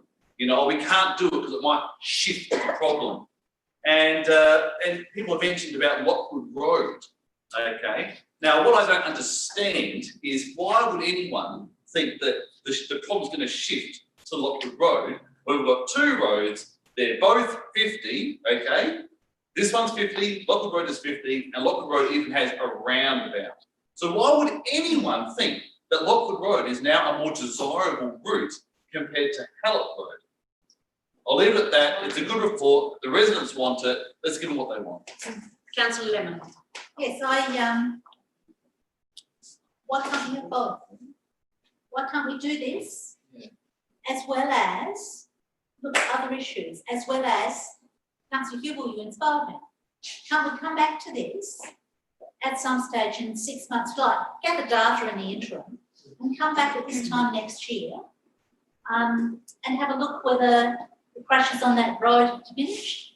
We could do another survey, we could see what people are saying, we could actually interrogate the information that we've already got and look at some of the suggestions, because I thought it was quite interesting what people were saying, and I don't disagree. They're going, we're going to go for the speed of it. But these are the issues, and I was really concerned too about rear ending. They are not things that happen quickly. So what that says, so I'll give you my experience of Hallett Road. I don't use it very often. And when I saw this, I thought it already was 50, because that's what I always do down Hallett Road. And the reason I do that is that there's buses, and there's a lot of people that stop on that road. You've got park on one side, you've got cafe stuff on the other, you've got a lot of people stopping to do and turning off. I always thought it was 50. So I've got no issues with making it 50. But what I would say is this, we could make it 25. Somebody that's going to do 80 down Hallett Road is going to do 80 down Hallett Road, no matter what the speed limit is, because people that speed and speed consistently will speed. Whether it's 50 or whether it's 60, they'll do 70. So I'm happy to support this, but I'd also like to look at other things that we can do to monitor this as a larger issue. It is one of the major secondary roads in that area, and I think that maybe can we get from, do I have to put a number 6 in here saying we shall review this at the end of July next year? Do I have to put a number 6 in that says we're going to continue to gather data in the interim? What do we do to make sure that we don't lose all this other good stuff by just ticking the box of 50 and saying we'll fix this problem? Through Madam Mayor, I'm happy to take on board the sentiment of the meeting that we continue monitoring. So I don't need a resolution, so we'll continue with that. I think there's somewhat implied in number 2, but I take your point, and obviously the staff have taken it up as well. It is worth monitoring, and we've got the time. It's not going to happen overnight. The DG give us permission for 50 days anyway. That could take us 6 months. So I see no issue with going down the requesting 50 now. I see no issue. I don't think that precludes us from doing it. So let's just do it. Yeah. And then not do the other. All right.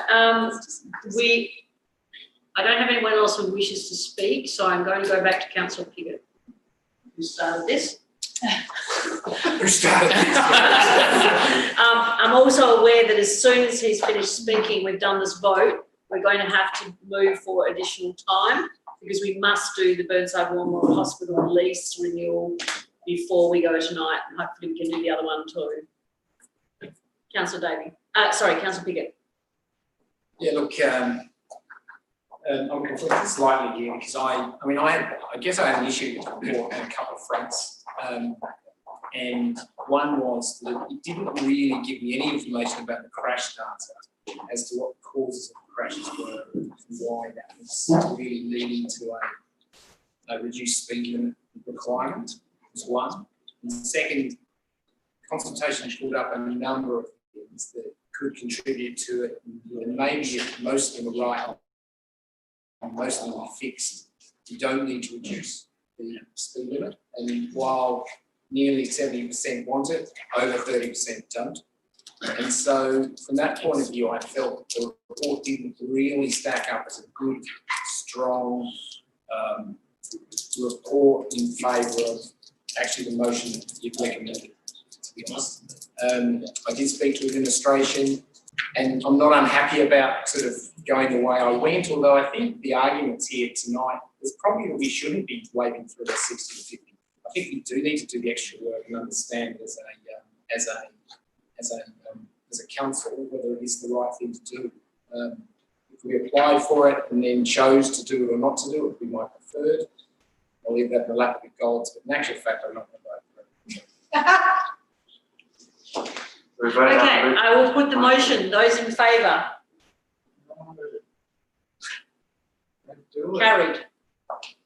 Right, an extension of time, please. Thank you, Councillor Davey, you approved. Councillor Hubel seconded. We go until, let's hope, 10 to 11. Don't we have to vote on it? Yes, I know, but I will get the votes up in a minute. 11.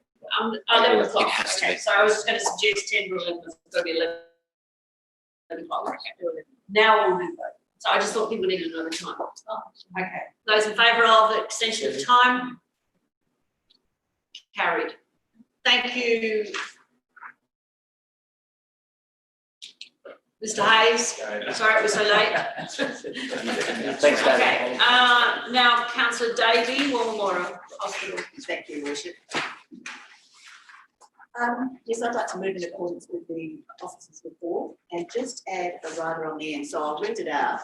That Council 1 endorsed commencement of the mandatory community consultation process required in accordance with its obligations under the Local Government Act 1999 on a proposed long-term lease in order to facilitate the new CSSD department required by the Burnside War Memorial Hospital over a portion of 120 Kensington Road and 97 Field Avenue, Chirac Gardens, with a total term of 17 years.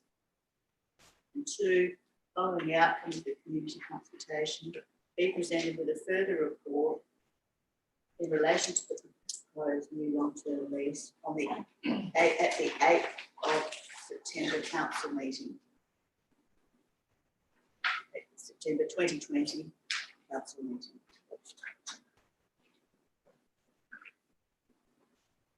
Thank you. Report's self-explanatory. It's an excellent report, and this is one of our most high-profile, not-for-profit businesses.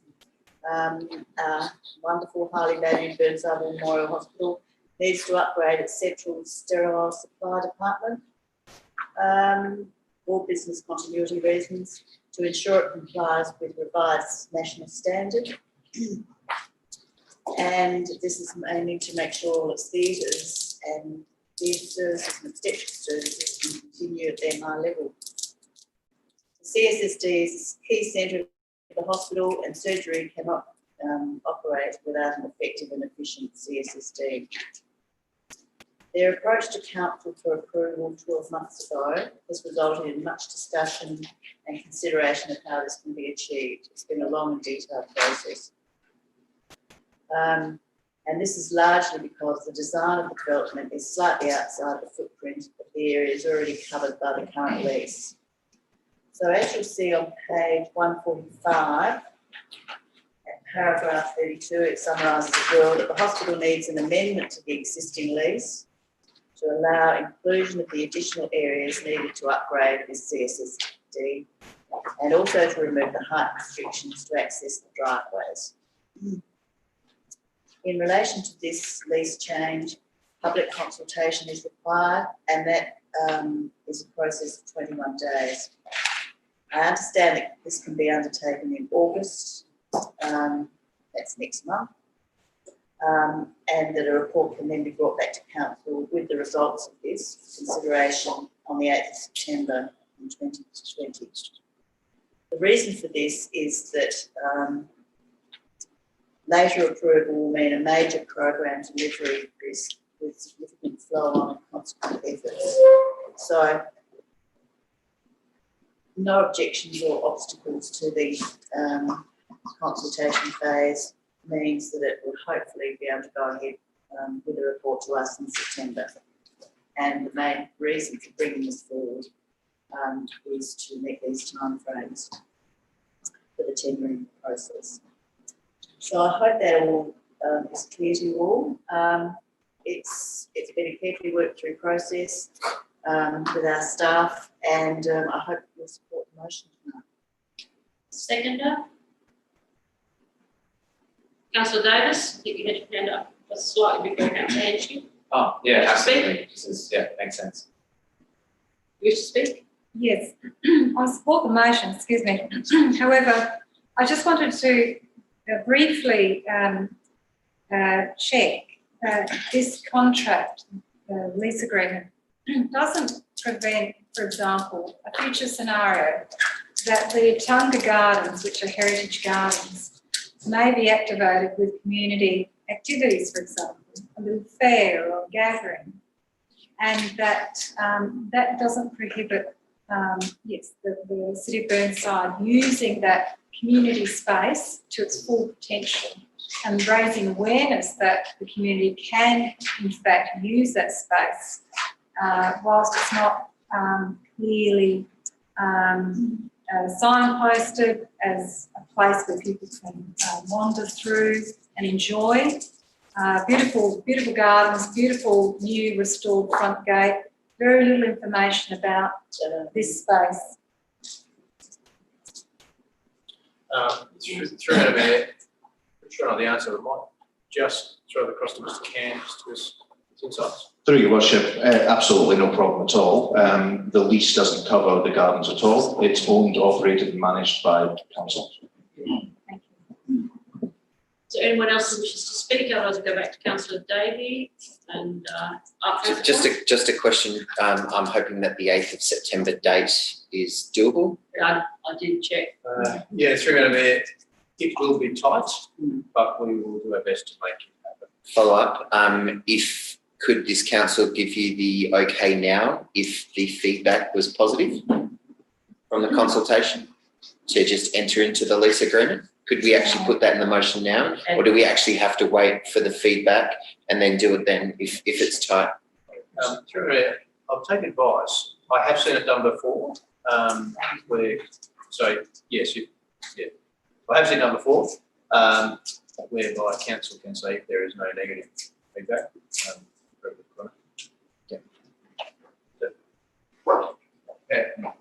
That can be done. Council can do that.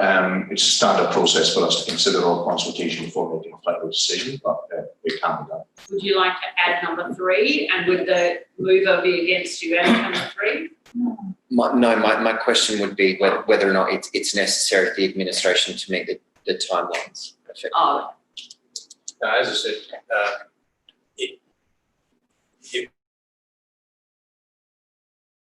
it will be tight, but we believe we can Speaking about a man, Ken, comment.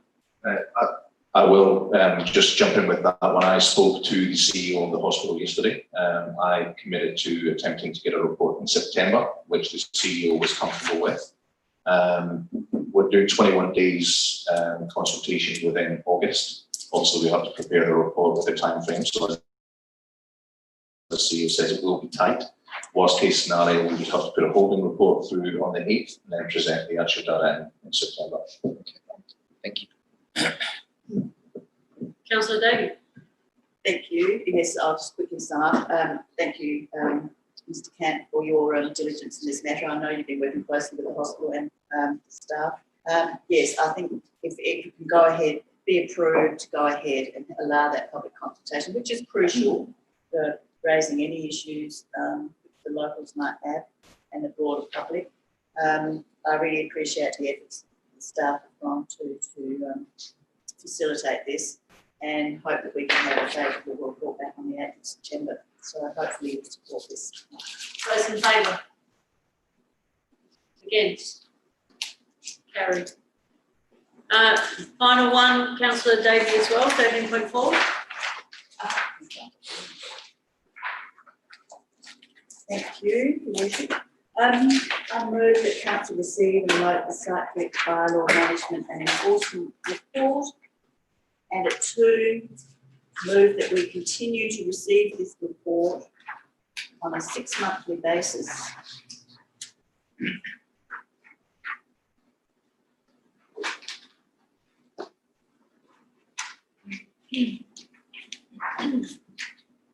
And that, I don't think we even need 3, unless, yes, it doesn't really need to. It's been something that we've had for many years. It's a very useful reference for when we get complaints in our wards. Having it every 6 months to be able to see the summaries of activities, all of the incredible enforcement work that goes on, all of the data as to what happens in our areas is very valuable to be able to see. And leaving it to 12 months, while I understand that cyclic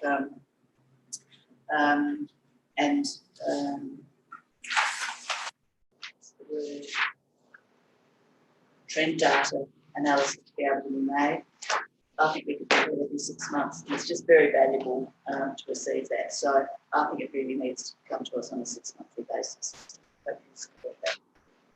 We have a seconder. Councillor Hughes. I don't wish to speak. Councillor Piggott, you wish to speak? Yes, I speak against the motion. I agree with the officer's recommendation. I don't share Councillor David's passion for the bylaws. I think once a year would be appropriate. Half the amount of work. And so I would favour the officer's recommendation. So this is voted down, we would be looking for somebody to remove the original. Does anyone else wish to speak? Councillor Davey, right to summarise. I just want to briefly say that if the data's been collected, it's all on the system. You punch out a report 6 monthly or 12 monthly. I'm not sure that it involves that amount of work. The data's been collected in an ongoing way, but it's just very useful to be able to see it and see what's going on in our areas. Those in favour? Hopefully you'll support it. Those against? Lost. So if someone would like to move the original, Councillor Piggott, seconded by Councillor Davis. Did you wish to speak? Right. If anyone does wish to speak on this, we've got a mover and a seconder. That reverts back to the 12-month report as opposed to the 6 month. Everybody okay? Right, I'll put the motion. Those in favour? Those against? Carried. Moving on, there are no reports in item 14. Mayor's report, we need a mover. Thank you, Councillor Cornish, seconded Councillor Hughes. All those in favour? Carried. Reports from members, just a reminder, if you have anything you wish to add, please forward it by email to Rob. And council memorial correspondence memorials. the delegates report from the Murray-Darling Association. Yes, I've asked this question before, and it was and I was told this is the last time we've seen one of those. Why do we get this? Who's the delegate? We are members of the Murray-Darling Association Region 5, no, Region 7, and CEO and I attended the second to last meeting, but we were unable to go to the last meeting, which was about 2 weeks ago, because we had it was the night of the planning demonstration. Why are we members of the Murray-Darling Association? We have been members of the Murray-Darling Association for a very, very long time. We are one of those councils that lie within the final catchment area of the Murray-Darling. And the impact of that river, as it moves all the way down, does include we have to lie into that. I'm sorry, I know we happen to lie into the NRM board, or as it was, of the Adelaide Hills NRM board. Yes. But we don't actually lie within the Murray-Darling Basin. We do. We don't, we're drained by the No, we do.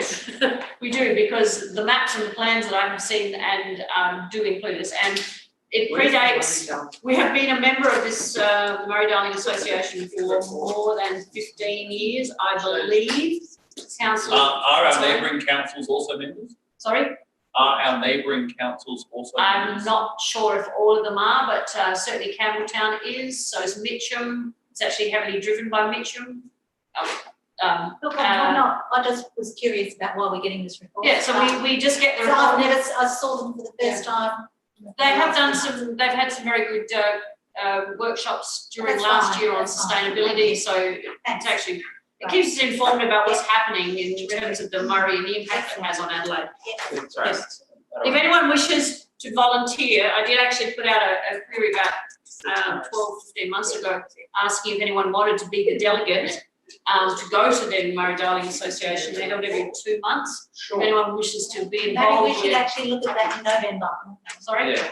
November. Okay. Make it part of the normal. Yeah, which bit of Burnside is in the Look, I haven't got maps in front of me. It's all of Burnside is part of the section of the Murray-Darling River. No, we're part of the Murray-Darling Basin. Part of the Adelaide Hills. Yeah. No, we're also part of the Murray-Darling Basin in Region 7. Yes. And I haven't got maps here, I can't show you. But I'm happy to get Rob to send them to you. Yeah. If I could, Madam Mayor, I do recall this, and I've just found it at our meeting of the 26th of March 2019. Councillor Davey actually moved a motion on notice funding to the Murray-Darling Basin Association, where we wrote a letter to support them and continue our funding towards them, so and continue being a part of it. So we actually voted on that a couple of years ago. Yeah. I think we received a big report on it today.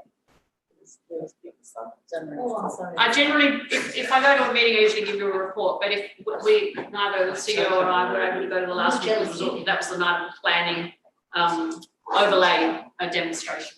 Okay, moving on. Other business? Is there anyone who has other business? Sorry? Oh, sorry, we have to get a mover and second to receive the report from Murray-Darling Association. Thank you, Councillor Cornish, seconded Councillor Dawes. All those in favour? Carried. Other business? Does anyone have any other business? Confidential items, none, and closing the meeting at 10:39. 10:39.